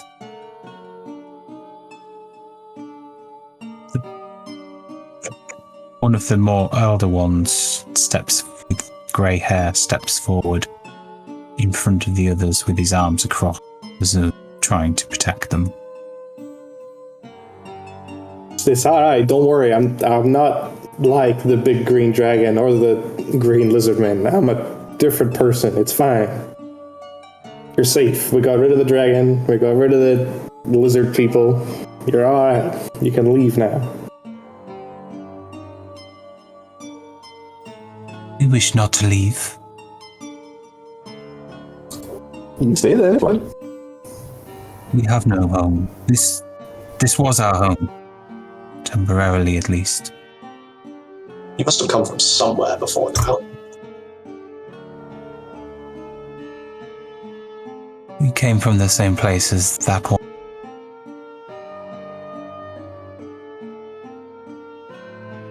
Ousted from our home.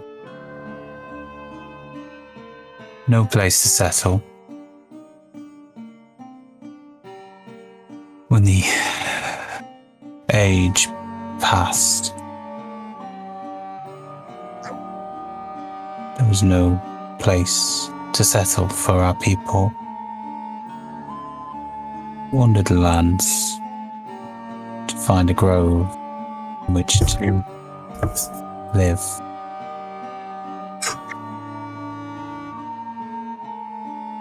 Years and years we wandered until Mordash found us, welcomed us to his forest, looked after us, provided we paid him tribute. Just as I thought. Dragons never do anything for free. Mario. I mean, hey. No offense, Varric. Then the Black Shadow came, and we were homeless once more. Forced out of our home, we wandered till we landed upon this place many years ago.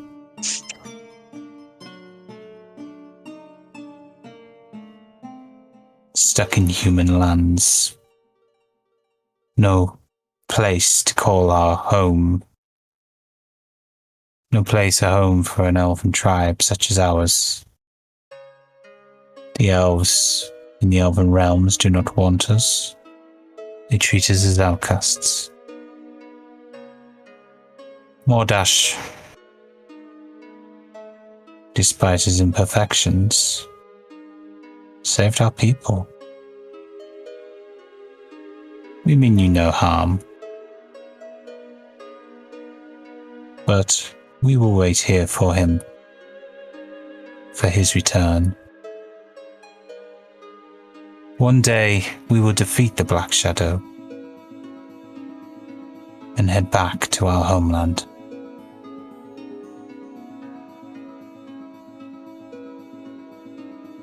I hate to drip rain on this touching tale, but his return might be a long time coming. He'll look after his own interests first. Are you prepared to wait that long?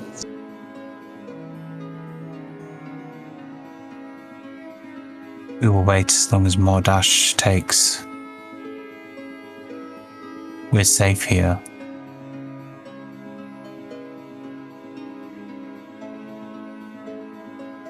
There is more than just these few elves. There is an entire tribe. How many are we talking?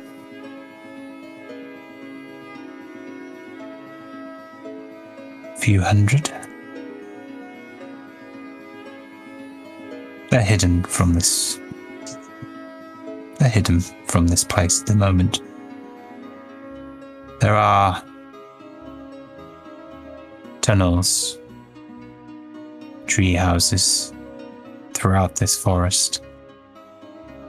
We come here to pay tribute to Mordash and offer our servitude to him in trade for his protection.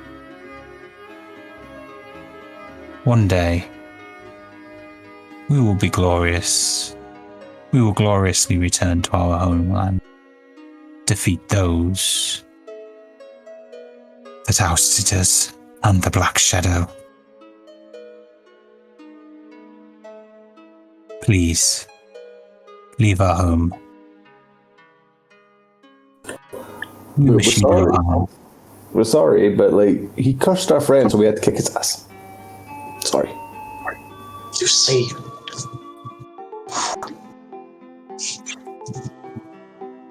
His interests are only for recapturing his home. He may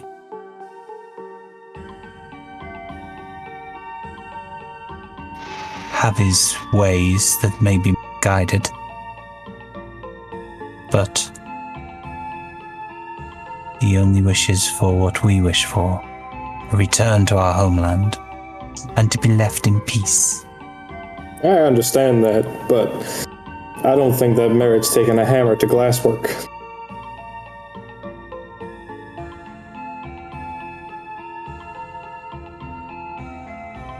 Well,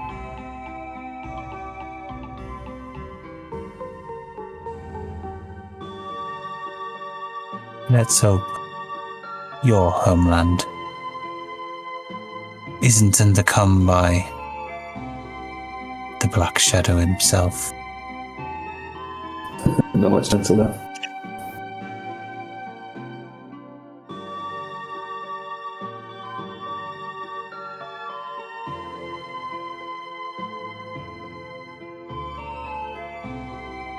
Well, I don't think we're getting through to these guys, so I think we should just leave them be. let's move on. They're just trying to scare us. They would scare us. Hopeless is what they are. I'll walk away. To that. Of course. Please. A little more hesitantly.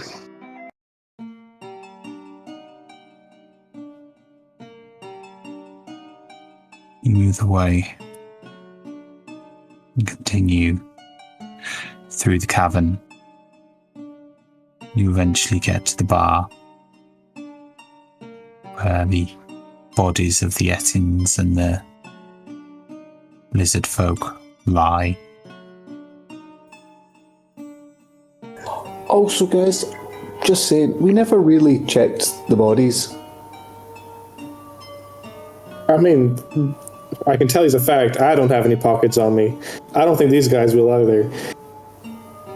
Yeah, we'll leave searching through the Ettin's loincloths to you.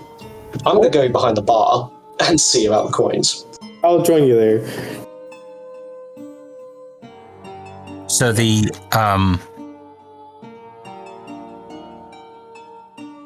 in terms of the Ettins, This is going straight for the line. Close. Now he thinks there's some secret. That's where they keep their wallets.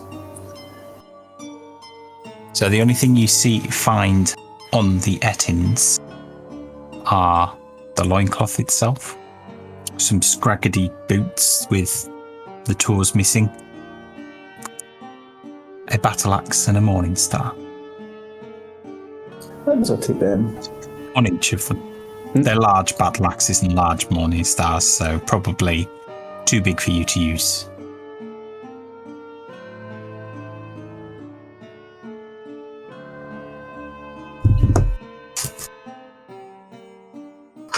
Behind the bar, you find the 10 gold pieces that you spent on your drinks. And that is all. I reclaim my 10 gold pieces.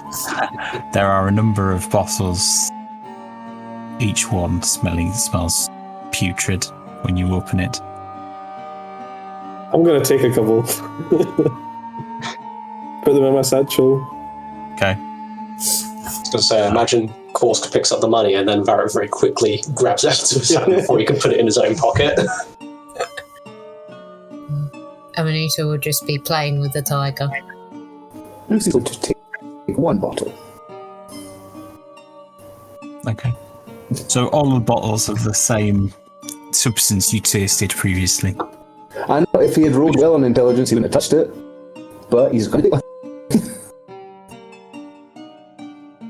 This stuff isn't even usable for potions. So I putrid. wonder how flammable it is.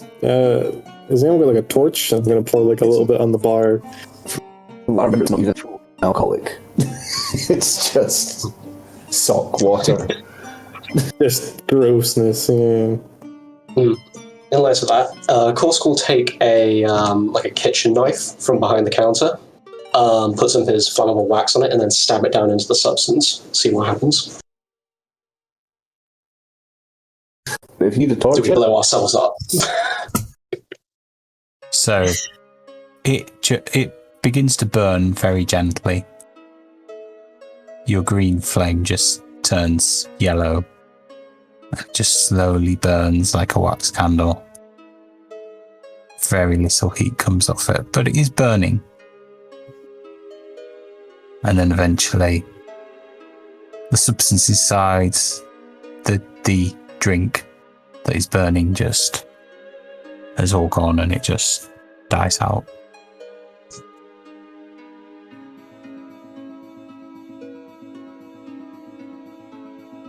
Well, other than stinking, I'm not sure what other properties this drink would have. I don't personally think they're worth picking up, but do as you please.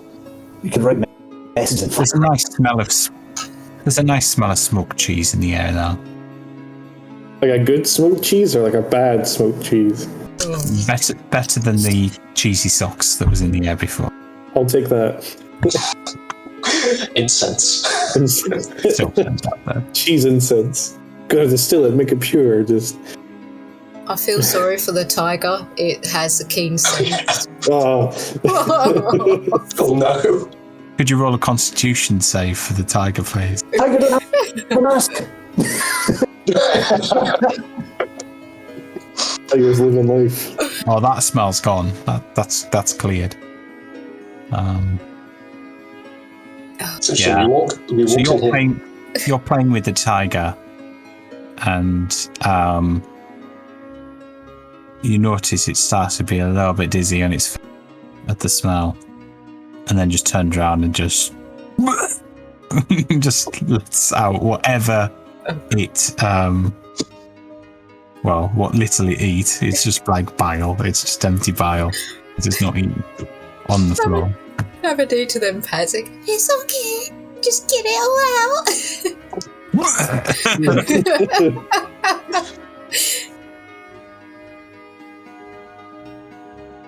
Okay, It's a good so Should try not to get her feet covered in I'm imagining you kind of hovering as you're doing it, Yeah, just so to that- avoid it. It's okay. I'll hold your hair. Hold the ears, Holding the tiger's hair. Oh dear. Maybe it needs tiger hair of the dog. No, Lucy, you can't shave it. I'm not going anywhere. It needs. Just give it a tiger. I've got pictures of the film Dragnet in my head now. If anybody's ever seen that, Dan Aykroyd. I think they attend it's like a joke police thing, and I think they attend a case where somebody shaved the lions at a zoo. Oh, I've seen pictures of shaved lions. It's not pretty. I think any animal that's had natural fur and been shaved just looks weird. Yeah. So, what are we doing next? Are we resting in the bar, or are we heading back to the forest? We should maybe get back to the cart. And most of us can rent in the cart, I guess. Yes, poor Pepe would be wondering what's happened to us. I have totally forgotten about that young man. We need to go make sure he is not eaten by drakes. I'm sure he'll be fine. Oh, the cupbear's still be there.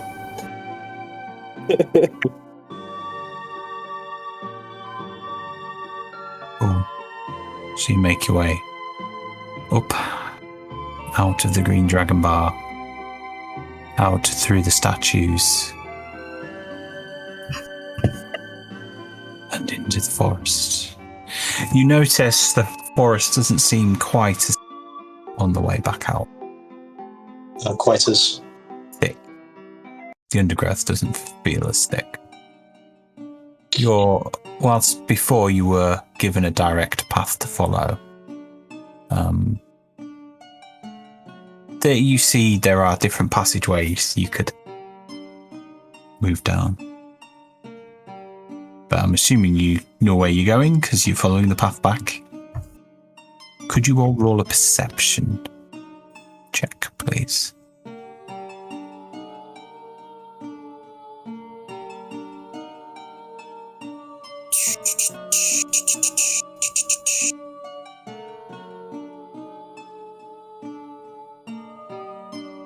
wow. I didn't want that.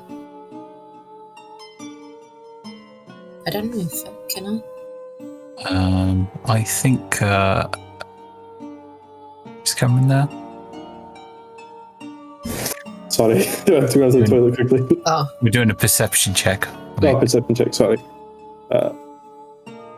I don't know if I can roll perception for my tiger. That is my one. It's someone done Marcus was one. It'll be wisdom, Jess. Just do a wisdom check.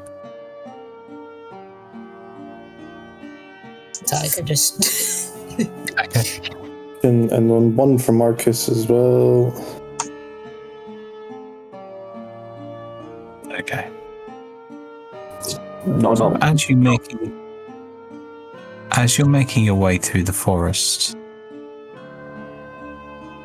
Amanita, Varric, and the tiger. Not that the tiger knows this. Not that the tiger can communicate this. You spot up in the trees a number of eyes watching you.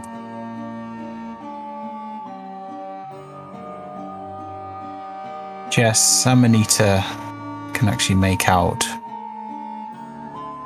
small structures in some of the trees, and you realise that the people are looking through small windows and stood in doorways, watching you as you leave. They look elven.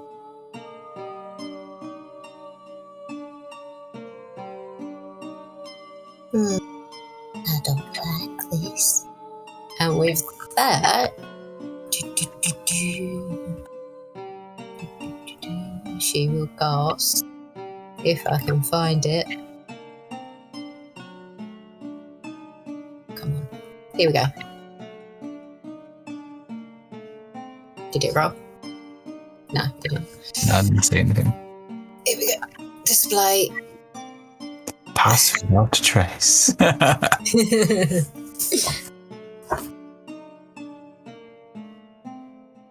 Wow. Okay. So I'm assuming you're now trying to sneak. So could you all roll stealth rolls, please? It's whatever you roll plus 10. Oh, wow. Of course he's invisible.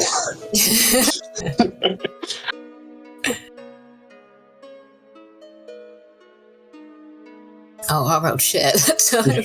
Me too, Jess. Oh, well, it's Me a too. 16. It's still a 6. Me and Lucy rolled a 16. That's fine.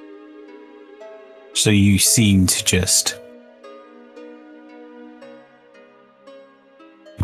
disappear into the shadows of the forest, continue your way through. You still see signs of life. You don't see the eyes staring down. You make your way through the forest. Go on.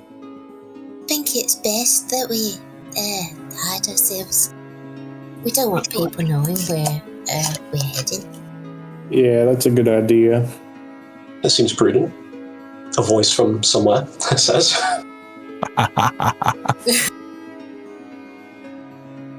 You eventually find yourselves on the edge of the forest. Find the cart. And Pepe, having fed the horses, watered the horses, you find him asleep inside the cart.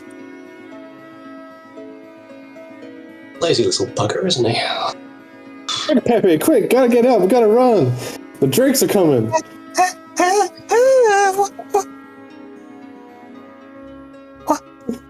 What's happening? We're wondering where breakfast is when you're supposed to prepare it. No, you didn't tell me when you were coming back.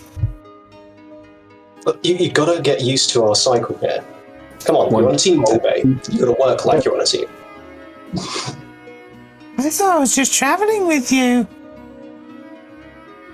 Is there a badge for the team? Lucy.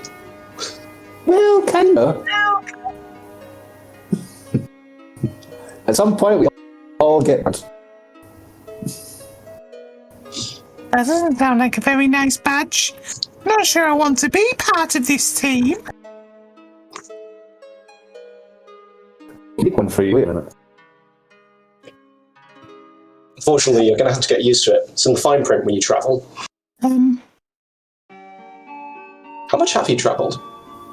Lucy tried to make a badge out of paper. Just like a little star. Is that my badge? Yeah. Temporary membership. There you go. Ow. So from now on, if you ever forget to make us breakfast, we burn you. Okay, shall we go?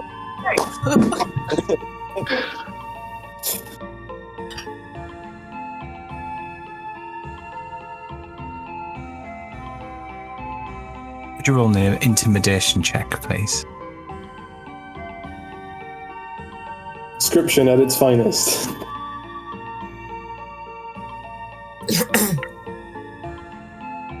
Wait, before you do anything. Just because.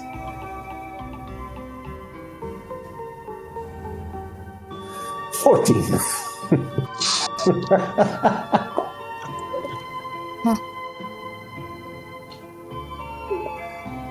He looks at Amanita in a panic and goes... He just kind of gives you a cheeky smile and goes...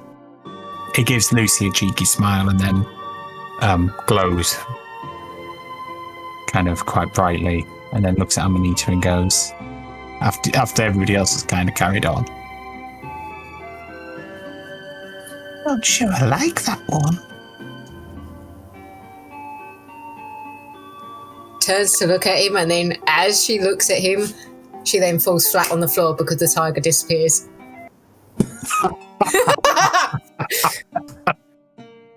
Nice. I forgot it. The tiger only lasts a long time, so we can probably time up now. She'll pick herself up, brush herself down. Oh, it's a shame that didn't last long.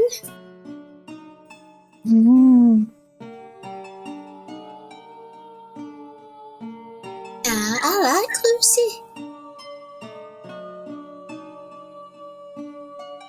I like Varric. Well, I like them all. He says he's going to burn me, though. Burns everyone. He does as he likes. I don't know how to make breakfast. I'll leave you forget breakfast. You'll learn. Don't worry. You'll have to teach me. Oh god.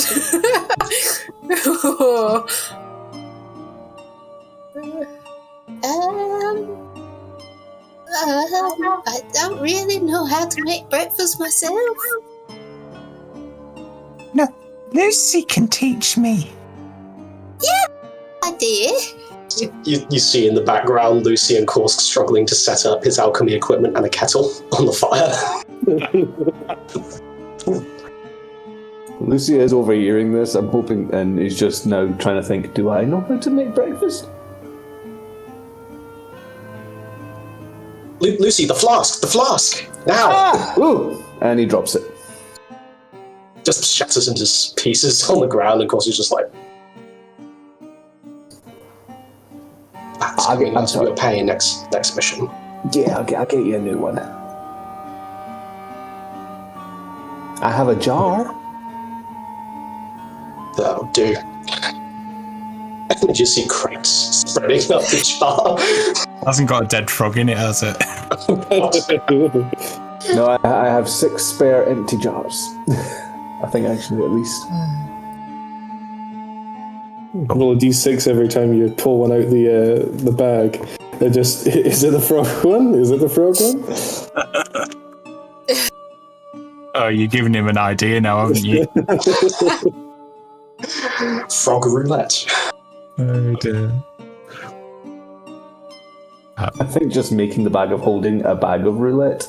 Will I get the item you want? I don't know.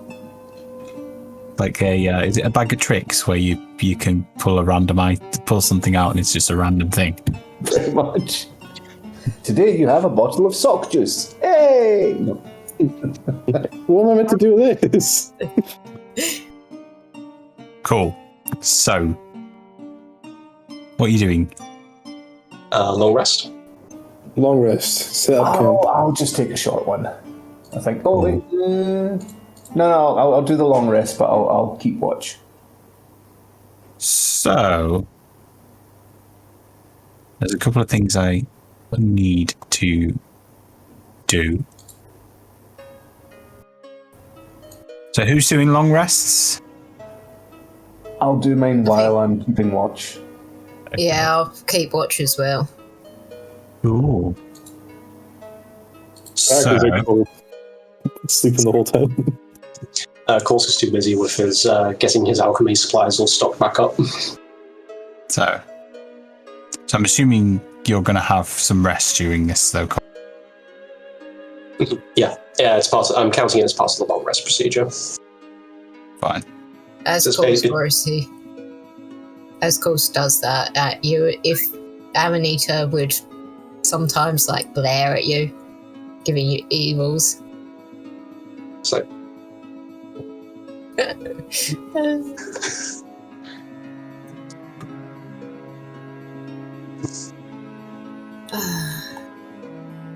he's probably actually a bit more scared than he lets on as well.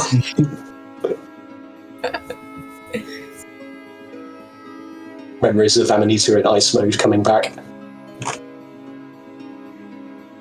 Cool. Trying just not to. I just need to do a couple of things, that's all. I'm just trying to do it without doing it in a particular way. There we go, that'll do. I can't long rest Marcus either, so that's something else to know at the minute. Cool. So I'll just send him another thing saying, and we've had another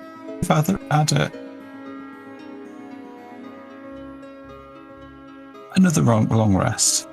What is his sheet on? Is it D&D Beyond? It's D&D Beyond, but I think he's got it locked at a certain point, so I can't actually interact with it all that well. It's normally on my character sheet with Varric and stuff. It's got a little buttons I can press, which roll it in roll 20, but it doesn't have that on Marcus's character sheet for some reason. Yeah. Right, okay. So, I need to do that again. Something else.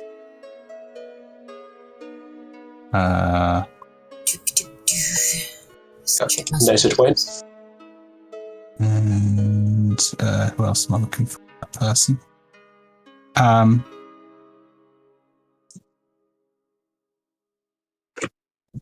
It's a trap! Run!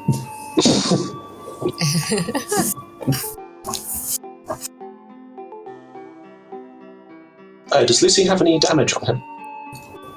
No, the only damage he took was on temporary hit points. Okay. Which he still has 2 left on. So that's why he's... But he'll be taking the watch and the long rest at the same time. The joys of not having to need to sleep. Well, you say that. I've got an undead creature. I just had a thought. If I ever played him in this campaign, he could actually go into the bag of holding, like the pants of holding. Definitely. That would bring the bag of roulette to a whole new level. Put your hand in, are you going to get an item or a bite? Because the undead don't need to breathe, so... That's fair.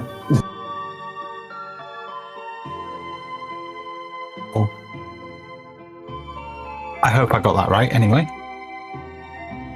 So there was something that triggered that. I had to kind of work out who had triggered it. Triggered what?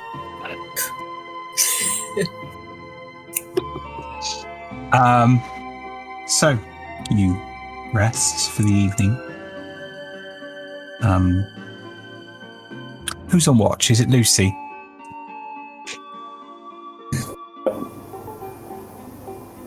Or is Amanita on watch as well? Or So, like, I don't know how many people want to go on, but I'm guessing we're doing it, like, bit by bit. So whoever's resting, I'll do the watch, and then when I rest, someone else can do the watch. so whoever is watching at a given point in time, could they do a perception check? I'll help do the watch then, so I'll do a perception check. Oh God, Charlie's laughing. No, it's what Wayne said. It's always Lucy that gets these. How do you know it's always just Lucy? I don't know, but he's getting them. This is like sleep. Cool. Do you know what? Why not? Just for the hell of it. I will use my slot. Could be more than a natural one. Okay, 18. Okay. Anybody else? Jess, have you rolled for Amanita? No, perception, yeah. Please. Nearly rolled persuasion then. I got him. Cool. Periodically, as you rest, although you don't see anything, you hear the flapping of large wings overhead, as though something is searching for something. Something large is searching for something.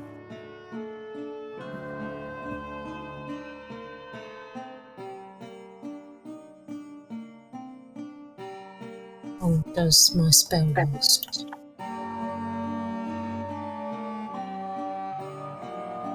Do we think that might be Black Dragon? Or Mordash?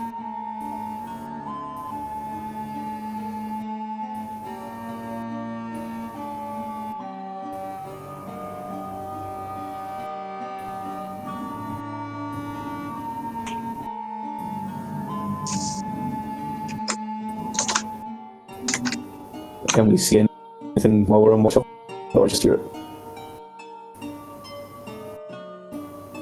Can't see anything. I would anticipate that. I'm assuming you're talking about it afterwards. I would assume that, given Mordash has just been defeated, that you would be somewhere in the local area. I also think it would be a hell of a coincidence if the black dragon from the forest to the south that they talk of appeared suddenly in this region just as you defeated him.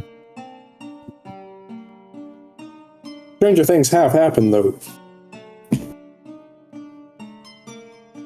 Indeed. Indeed. This is group we're talking about, so...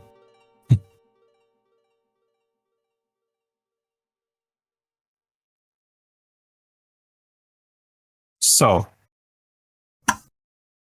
what is the plan of action? We return the crystal? I think so. We should probably get that back as soon as we can. And then back to Catan to pick up Harmony and south to Dragon's Foot.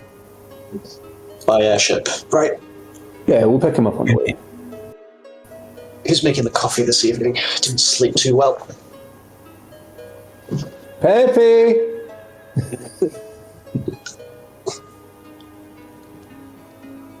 Yes? Korsk was asking if you could make some coffee. I don't know how. Korsk, do you know how to make coffee? Question on the world, Wayne. Do we have instant coffee or do we use it in bags? Bags. Okay. Alright, so Pepe, what you want to do, watch me. You put this thing on the fire, don't leave it too long, and then you use this filter with the grains and pour the kettle over it once the water's heated up. So he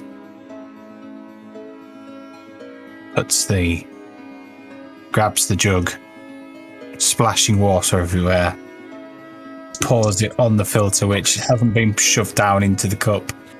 It's just kind of sat there, and all this water and coffee just spills everywhere. Oh, this you mean? You're wasting it! Of course, we'll snatch the kettle from his hand. Just easy, like this. Lucy will just sit there going... Oh. A limited supply of that. The water? The coffee grains, what else? Oh. Think of it as aquavita. It's the water that keeps your brain alive. Can I have some? Oh, of course, right. Before they get your brain alive, Lucy will lean over to Varric with the mug of attention going... Drink? But I've just noticed he's not there. Yeah. Korsk fills up another cup for Pepe.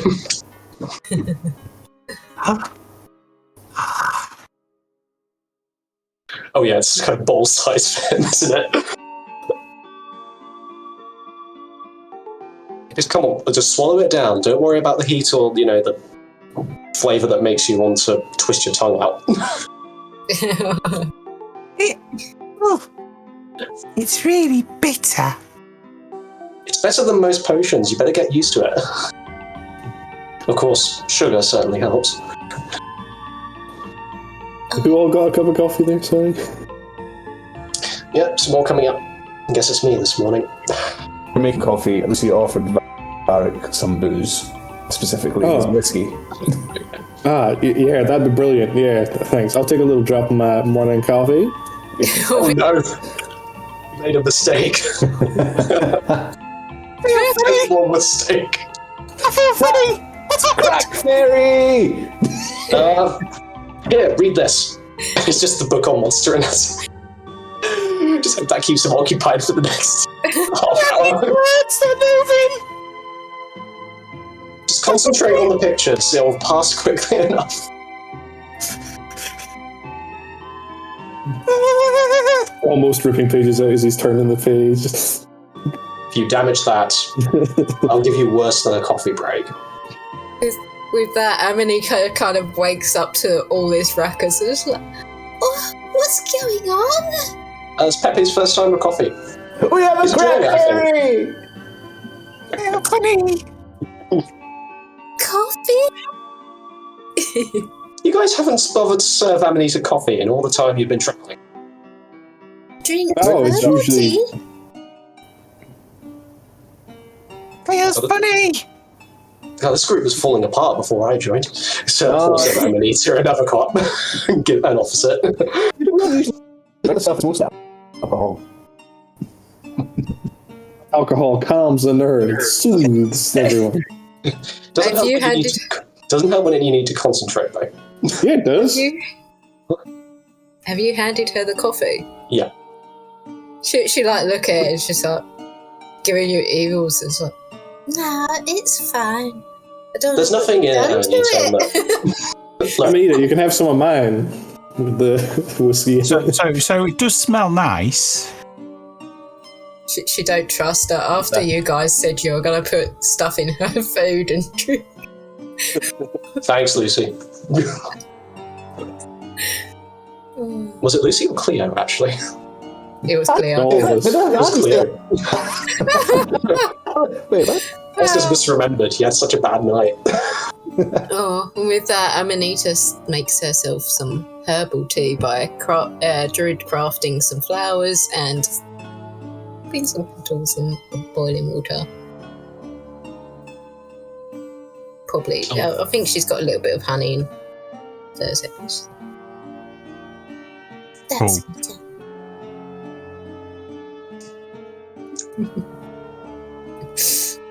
She doesn't. So- She does. Also disappointed you're going with herbal. So,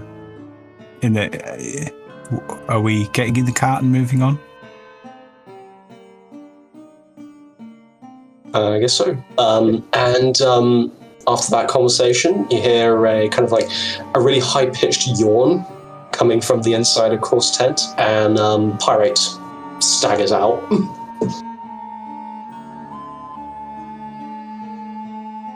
And Corsical leans over and offers him a bit of coffee.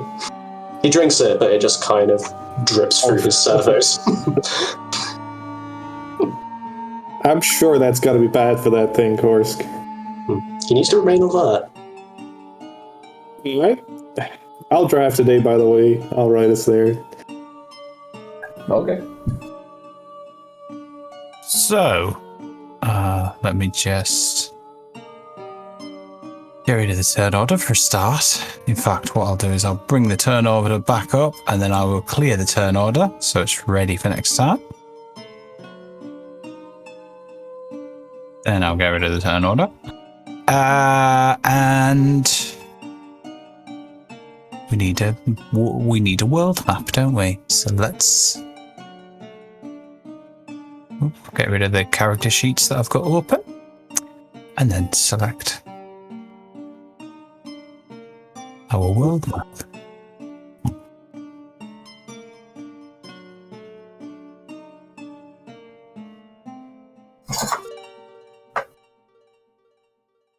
And we're already quite... So, there be lizards. Perhaps not anymore. Like, there'd be elves now. There be elves. And possibly a dragon somewhere. But,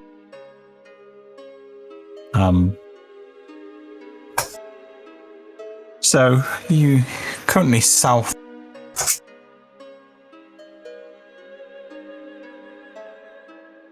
Assuming you make your way round the forest, slow going, 'cause the path as such. The path takes you through the forest.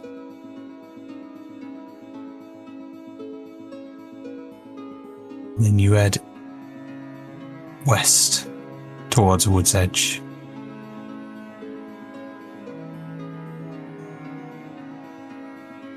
Marcus and Lucy will recognize that the forest seems a little different. The town seems a little different. There are the house that Marcus's parents were building and his friend Jules has now been fully built, as well as 2 or 3 other houses that have been built there. There seems to be a number of tents pitched outside the Morningwood Inn in the town, kind of like village centre. The hunting lodge seems to have quite a few people coming and going. Almost as though there's just more people in the town now.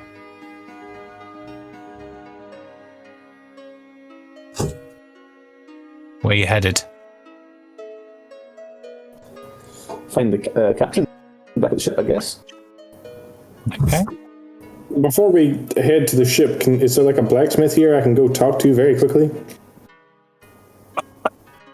We may There have wasn't. our own. But there wasn't, but there is now. Marcus is came with us, and he is a blacksmith. Oh, May have set up Dad. the shop.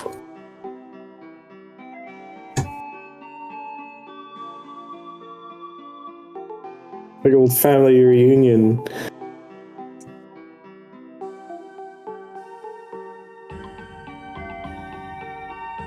So, I saw the bandit like disappear from Jess's screen. That one needs to go shenanigans again. ooh, we've got a new picture for the thumbnail for the next episode then. Oh, Lucy. Amazing, yeah. Oh, I hate hands. They're a pain. Oh. Yeah, there's always kind of one thing, isn't there, that is just feels awkward to draw. I did enjoy doing the boots though. And the puffy trousers. So, cool. Let me just try and rejoin the video chat, and I can see everybody. So Marcus's dad. You would anticipate that he would be working somewhere near his home. There's new homes, so you could head towards the blacksmiths, or you could head out north of Wood's Edge to try and find the ship. If it's all right with everyone, I'd like to head to the blacksmith quickly. Yeah, It would be respectful to drop in on Marcus's family while we're in the area as well. Has Pepe left us, or is he still with us? Pepe's still with you at that point. He'll probably stay with you until you reach the airship, which is north of the town, and then head up into the Elven Realms from there.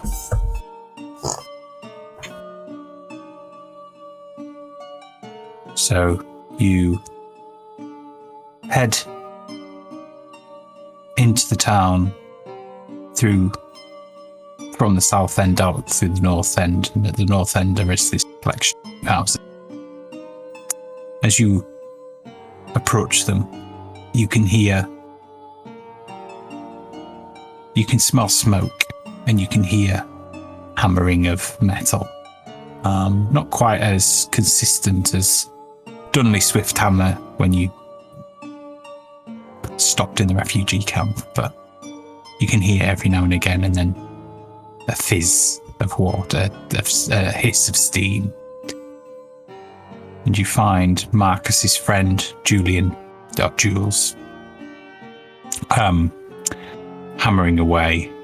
He seems to have taken up an apprenticeship with Marcus's father.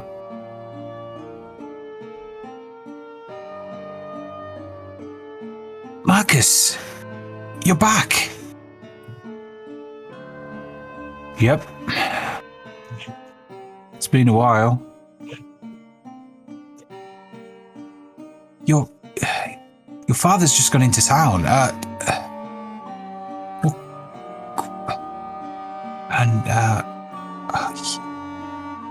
Your mum's at work. They've got a shop in the. A seamstress is a tailor's in the middle of town, in the middle of the village, just opposite the hunting lodge. She's working there. Oh, okay. Well, I might pop and see them in a bit. In the meantime, Varric was wanting some work done. Well, I could try.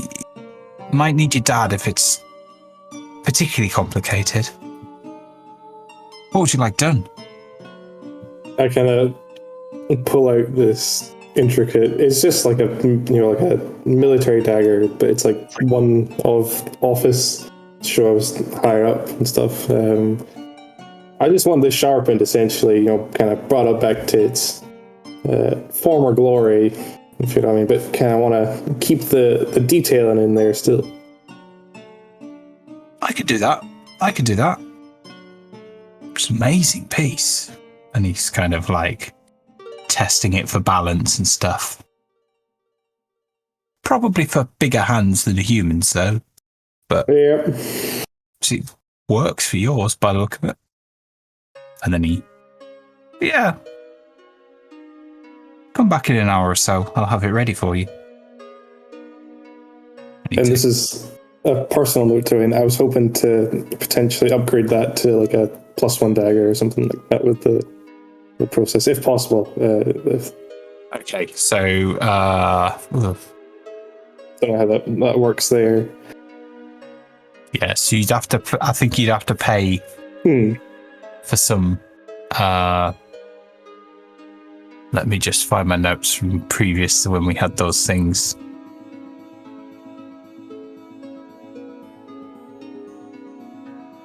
Let me just open. I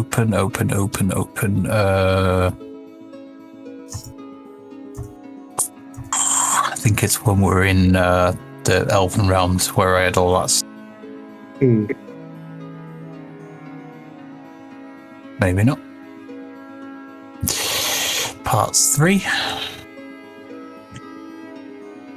Right.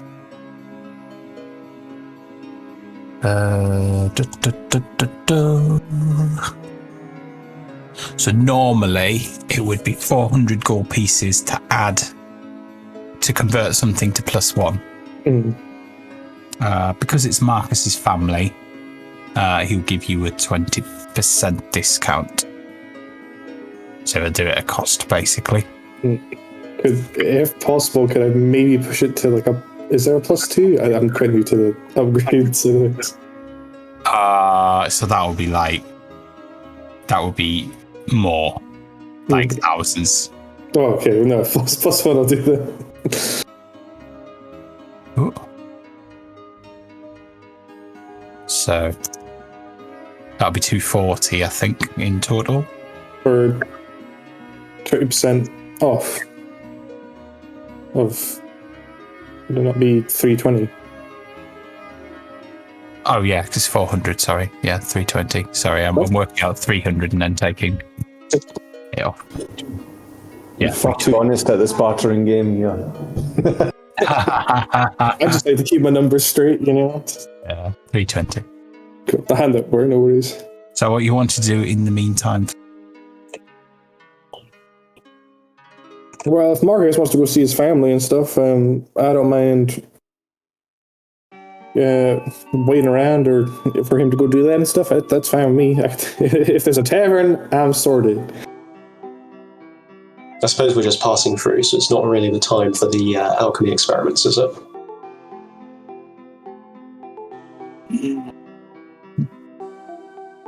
No. Yeah, that... I'd like to see my family.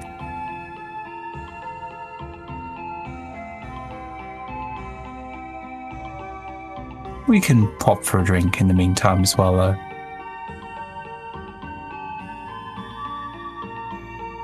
And then we got to go and see Lats.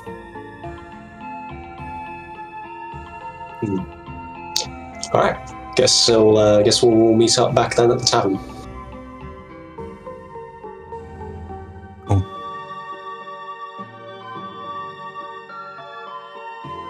So Marcus, so are you all going to tavern or are you all his parents? Or is it just Marcus going to his parents? Time.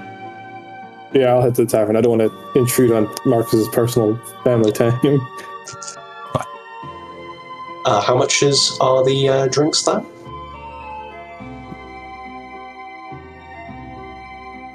I think it's like 1 gold piece a drink or something. I'll cover the cost. Oh no. Of course, we'll go straight to the bar, spend 5 gold pieces, and then buy a round for everyone. As a apology for not taking part in the disgusting drinking competition.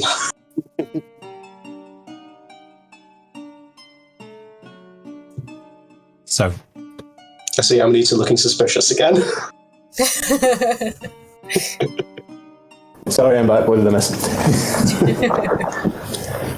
Do for me then. Barrett got his dagger sharpened. Everybody bar Marcus has gone for some morning wood. Head to the morning wood. And Korsk has bought the drinks. Marcus has gone to see his parents. I'm not going to roleplay that. I'll let kind of give Jim a little bit of saying kind of what he discussed with his parents. Not expecting anything. There's no earth-shattering news or anything like that, other than his mum's set up a seamstress shop, a tailor's and seamstress. Let's just say it's both. His dad's got a blacksmith's, which Jules, his Marcus's best friend, is now who hung around in Wood's Edge to look after them, to protect them. Is now working there as his father's apprentice, and Marcus's little brother, he'll find out he's in nursery, but he'll see him later on when they have. And the rest of the group will all be invited to Marcus's place for an evening meal at that point in time. So, what would you like to do? So you're in the tavern. As Lucy walks in the tavern, he gets a hey, yeah, it's the horny red one. Look, we came here with. It's good to see you, mate. I'm assuming that's the captain. Yes. Hey, captain! I am. Yeah. Did you fix the floaty thing? We got a new one, so you'll need to put it in. Because I don't know how to make it work, but it's new. You want the thing to fly, don't you? Yeah. You better get lashes with it. Anyway. You tell me you don't know how to install this crystal. I'm the captain, not the engineer. Where's your engineer then? You haven't got one, we got rats. Lucy's gonna sit at the bar for a second, quietly, just annoyed.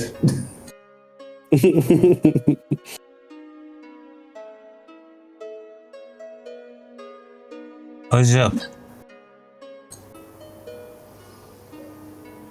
I need a moment. Talk to the rest of the group. Just gonna. Hey, Captain, how about I buy you a drink? And I kind of grab him by the shoulder and take him to the bar. I like this one. He's a good guy. And he kind of staggers to the bar with you. I turn to the group quickly and say, I think I've made a friend. He does seem happy. Very happy to see you, Lucy. Kind of rum, please. I I get 2 double rums, please. Yes, they say you a sound fella.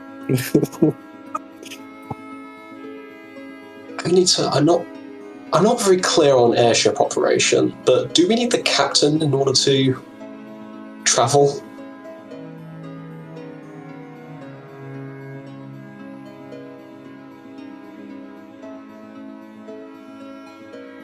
Don't know. I've never seen the airship. Lucy, please tell me we need him in a state that we don't need him in a state when he isn't sozzled. No, he flies fine.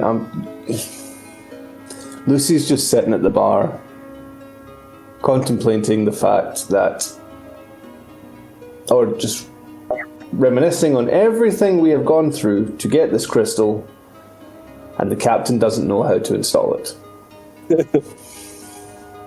I'd like to pay the barman for an ale to give to Lucy. I thought we had an engineer knocking around somewhere. Oh no, he doesn't have an engineer, he has lats. Which fills me with such confidence. We have had assassinations put out on us. We've made enemies of loan sharks.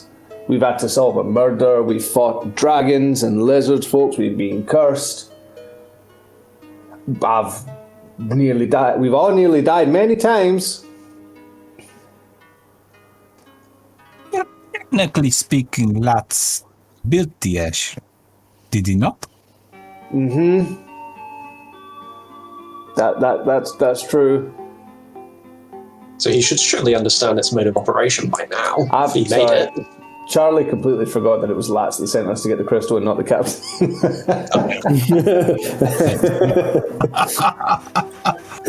We've been away a long time. He's going to put it onto that. Yeah. Where is Lats?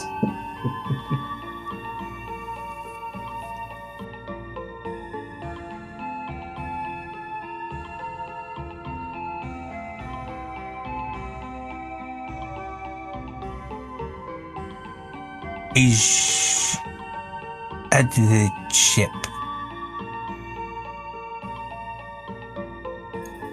I think we should maybe take the crystal to see Lats. If you guys want to hang about here, that's fine. I can ride the cart there.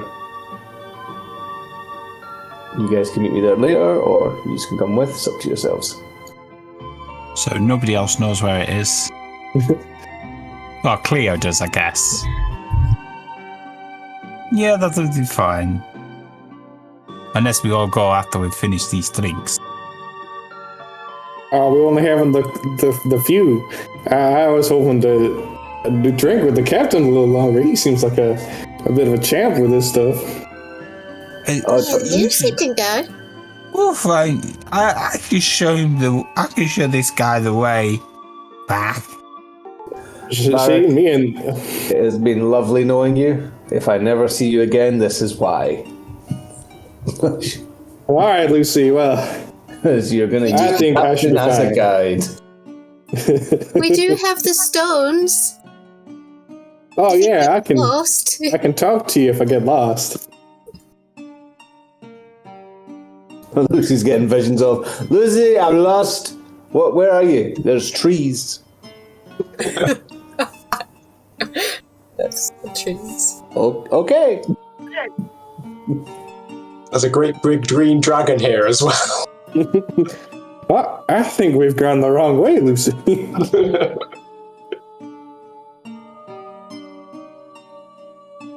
He somehow ends up in Catan City again. We just went on a bit of a tavern crawl, and I think I'm back in Catan. I mean, as a captain, shouldn't he know the directions? Yeah, exactly. He's a captain, not a navigator, guys. Come on. This guy knows it. This guy knows it. Quas just has a growing expression of horror on his face as this guy keeps talking. I will say, unless he's holding on to the wheel, The navigator points, I just steer. Yeah. If worse comes to worse, I can always fly up and find where you are. Thanks, That may be necessary. I can just fly me and the captain in the air, and you'll find us somewhere. At this point, he notices Amanita, looks at his drink, and goes, "This is good stuff. Can I have another one?" That's it. If this guy is captaining, then I'm jumping ship. The second we run into turbulence. In all fairness to him- Yeah. I've never said this before. I think I might have had too much. You can never have too much. Another. Of course, can fit in like. I'm beginning to think we should drop this guy off at some of the satisfy forests. See how well he gets along. And in fairness to him, when he's behind the wheel, he's pretty good. He better be, otherwise I'm throwing him over before I jump ship. He's the only one that really knows how to drive. So I don't think anyone in our group is proficient in air vehicles. But yeah.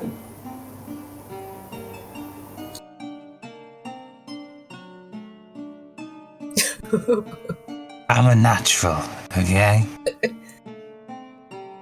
I remember. Yep. I'm the best pilot in the whole of... He'll be asleep for a while. Just face down in his drink. He just falls asleep. Amanita would like to just like poke him, like to see if.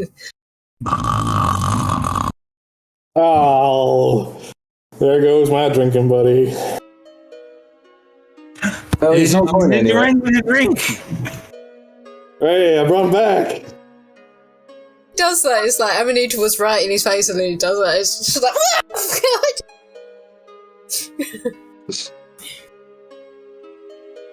I think you bastards.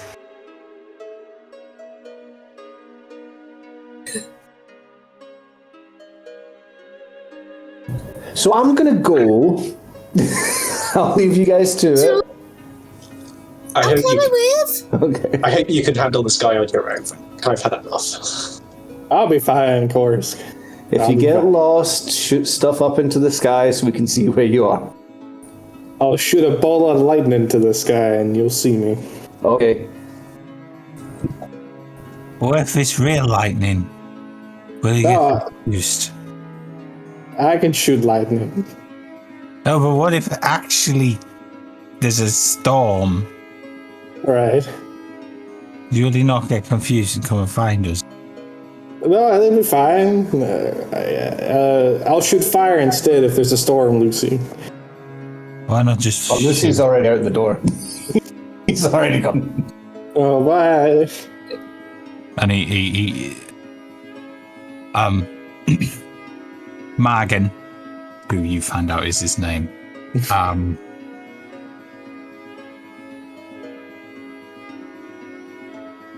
he starts debating with you what the best.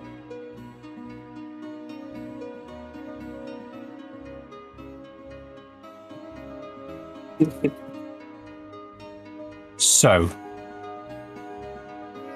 eventually Marcus comes into the tavern and joins you, and he's quite welcoming to Marcus. Marcus being... Yeah, he's still drunk then.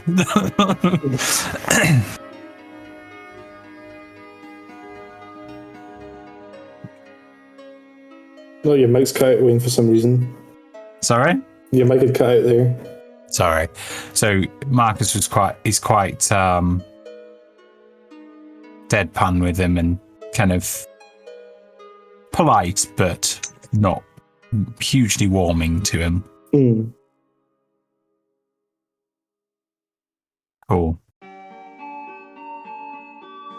And so you spend as long as you like there. Margan said he will try and show you the thing back. Cleo has gone with Lucy. He's not a big drinker.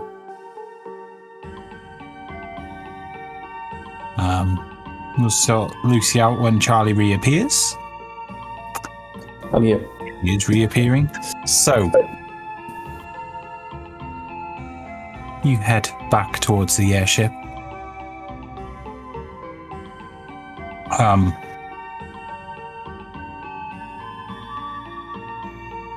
On your way out, you see one of the people that was bitten by the wolves. And he gives you a warm wave.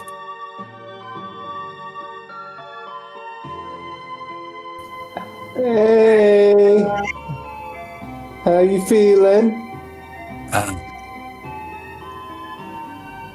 Still afflicted. I don't know.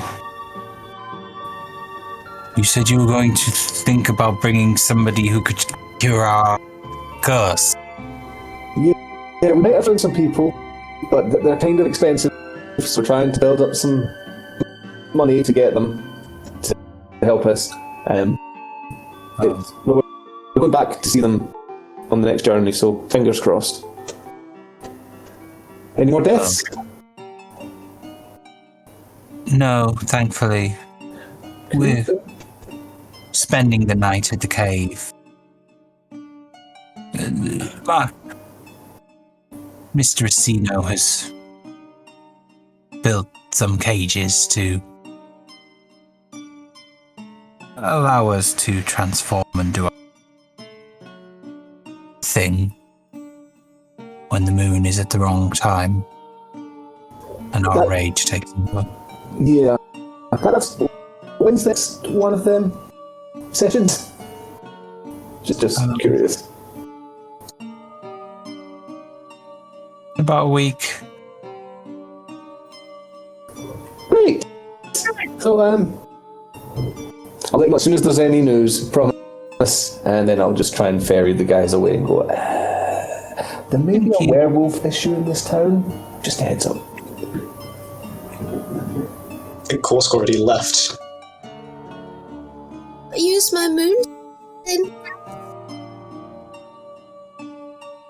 So I think everybody else in. So there's only Lucy and Cleo, if I remember rightly, unless Corsk has left as well. So you've left. Amanita's left with Lucy as well. She was following. Okay, so there's just Varric and Margan in the pub. Okay. So then you head into the forest itself. And then after about half a mile, you find yourself in a big clearing, and in front of you is a large wooden, what looks like a sea ship, with crystals round the side, like blue crystals that glow. And there is a scurry of activity in terms of people maintaining the ship. And as you approach, there's a, "Hey, look who's here!" We bring gifts. This singular. This white-headed gnome pops his white-haired gnome with, well, grey hair, with Albert Einstein type hair, sticks his head over the side of the ship and looks at Lucy and goes, "Took you long enough, didn't it?" I can blame your friend for that. "Which friend's that?" I can't remember his name. Sorry, I've forgotten his name. Egron. Egron! First we had to find him because he'd gambled away his house. Then we had to convince him to actually do the job. And then he wanted us to do a favour for him to actually get the job done. Typical. I nearly killed him. Well, we've got you a crystal. And these are our new friends, by the way, some of our new friends. Amanita and Korsk. You go. Oh, Korska's not with you. This is Amanita. So where's She is. Korsk at the moment then? He's hanging out on the square waiting for Varric to come out with Morgan. Ah, right, okay. How tall is this? No, would he?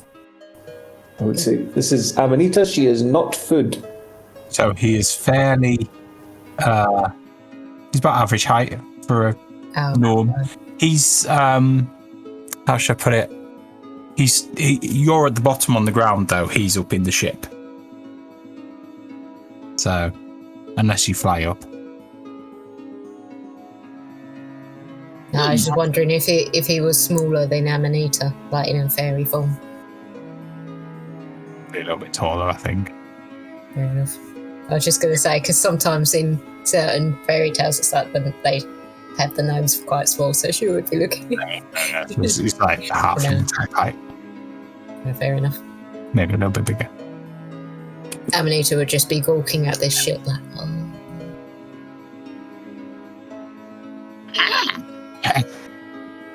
Yes, well, you seem to be able to find friends, don't you? I suppose they'll be wanting rooms as well, will they? Well, we have spare rooms with some of our previous group split off. They've gone and do their own thing. So, they can take their rooms.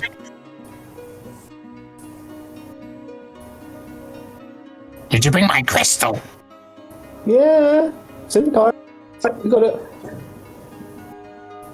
Suppose I better come down and look at it. I guess so, yes. So he jumps down, waddles over in bare feet to the cart. Let's have a look at it then.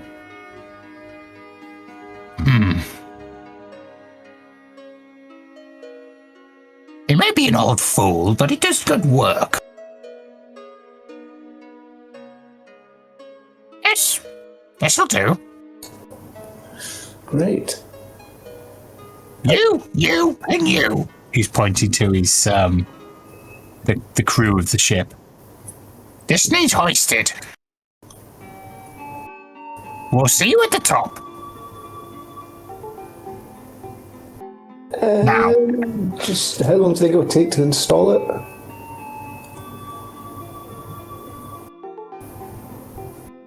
It depends how much you stand here gawping at me. You stop when you're crazy. Nothing.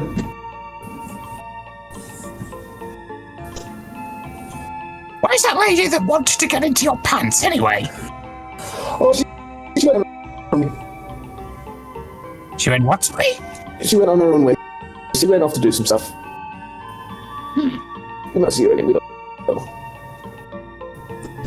She didn't really want to get into them then, did she? I hope she never got away. She might have. I was sleeping. And what about the man in the pajamas?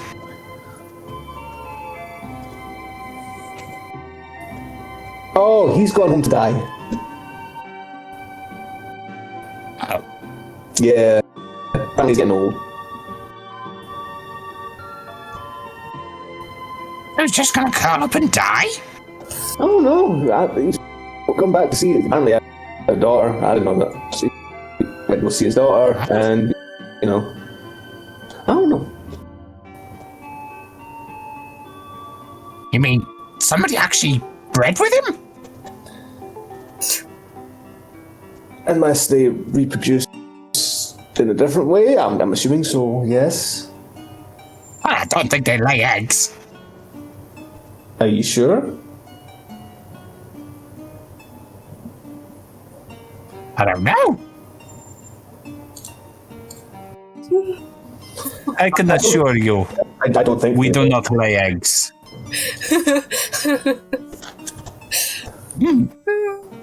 What about the females?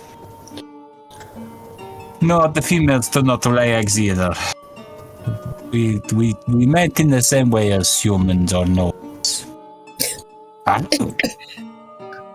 Okay then.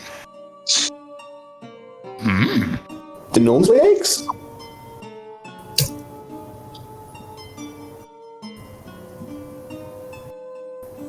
Not naturally, no. Although, I'm sure with the right spell.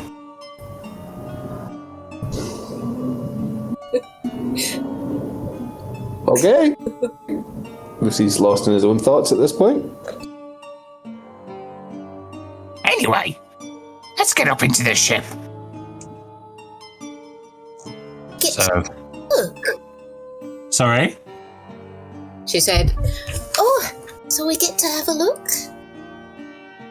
Well, how are you supposed to stop here when you look? When you look at it? Is this my first time?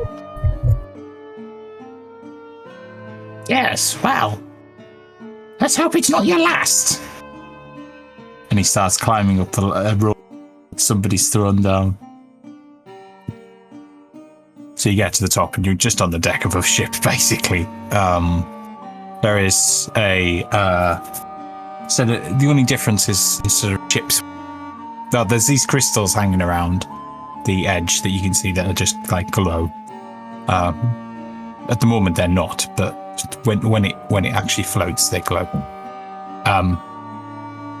Pardon me.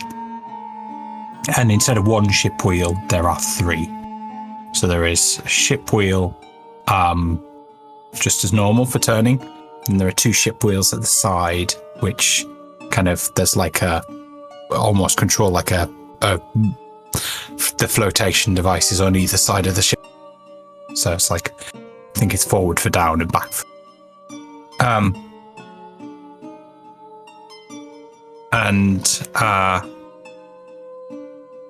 That's that really.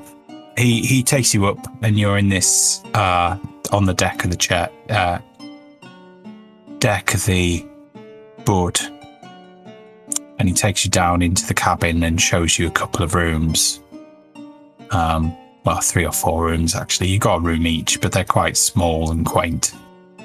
And Amanita's like very excited. She's like, oh, Now, is there anything I can get for you? A plant pot, perhaps?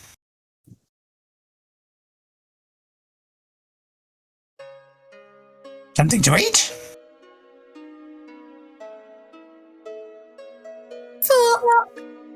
You want a plant pot? Okay. Why would I eat a plant pot? Not a plant, it's to grow in. To eat.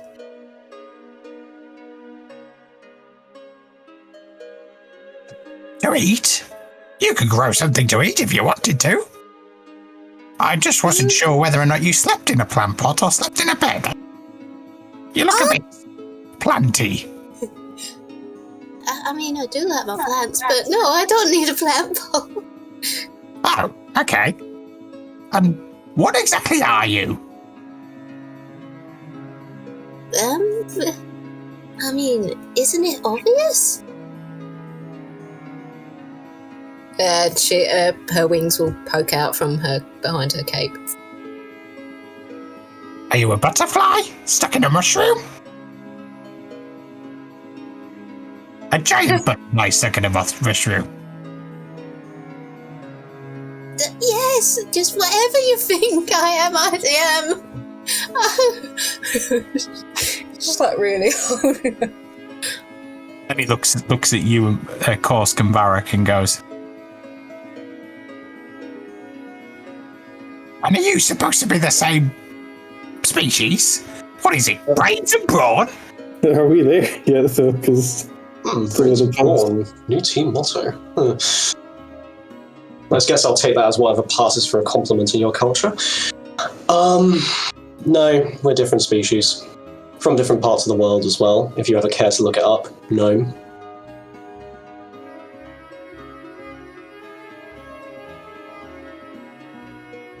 Really? And where are you from? My people originate from the Sinus Fire Forests.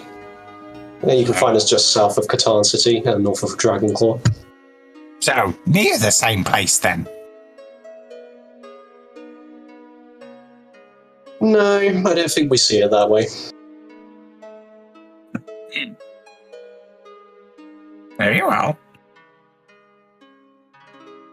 So, make yourselves comfortable. Well, incidentally, the engine room, I don't suppose we could discreetly set up a couple of flasks in there? For boiling and such. No, you suppose right. Well, that's disappointing. I was looking forward to some experiments while we were in transit.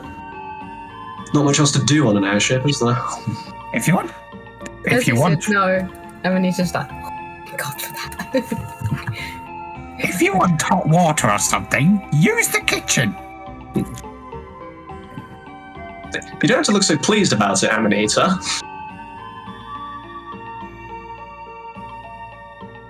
And here. Oh, come in. Bloody Mac. What you're talking about? Huh? I don't know what you're talking about. Oh, you blood mono.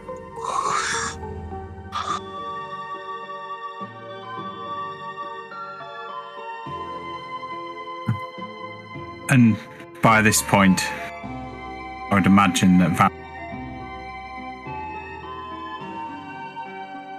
So Lats, by this point, I would imagine Varric and Margan have arrived, going with Marcus, going. And Marcus is doing his best to kind of keep his distance. Oh god. He's kind of Margan's got all Varric by the. Sorry, I should have done that brains and brawn thing after when Varric had reappeared. My bad.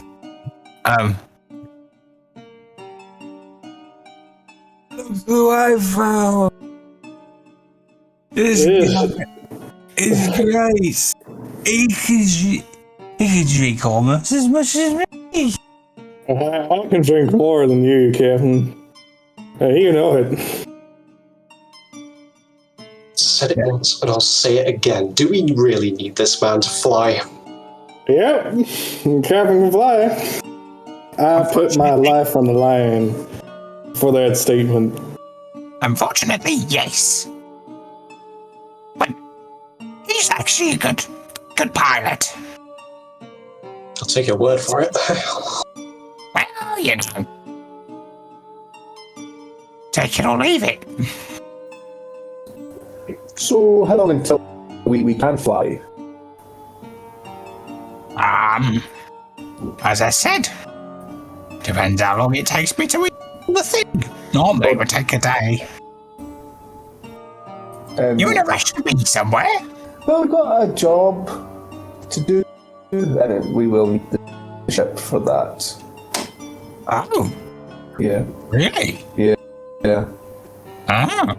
And have you discussed this with the person that actually owns the ship? Well, seeing as we're still under the lease, you know, we were... I seem to recall that lease was for a week, wasn't it? A week to use, haven't used it for worth. Semantics. It's all about the details, no? Very well. But you got to pay the pilot, the crew again. That's 5,000 gold pieces. Yeah, I know. Because I don't think they'll see it your way. You're just lucky I've got nowhere. Okay. I'll fit it tomorrow. We can leave the day after. Is that okay?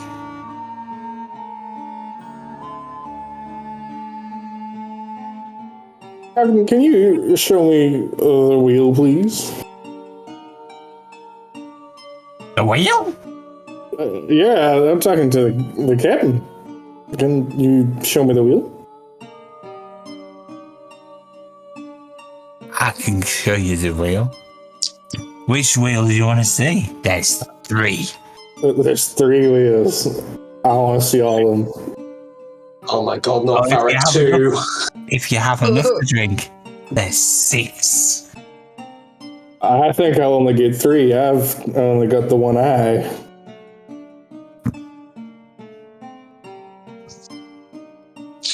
Oh yeah. I never noticed that. I forget sometimes too. It's weird. Right. Let me take you up to the deck. So it takes you back up to the deck and shows you the array of wheels. Cool. Shall we leave it there for this week?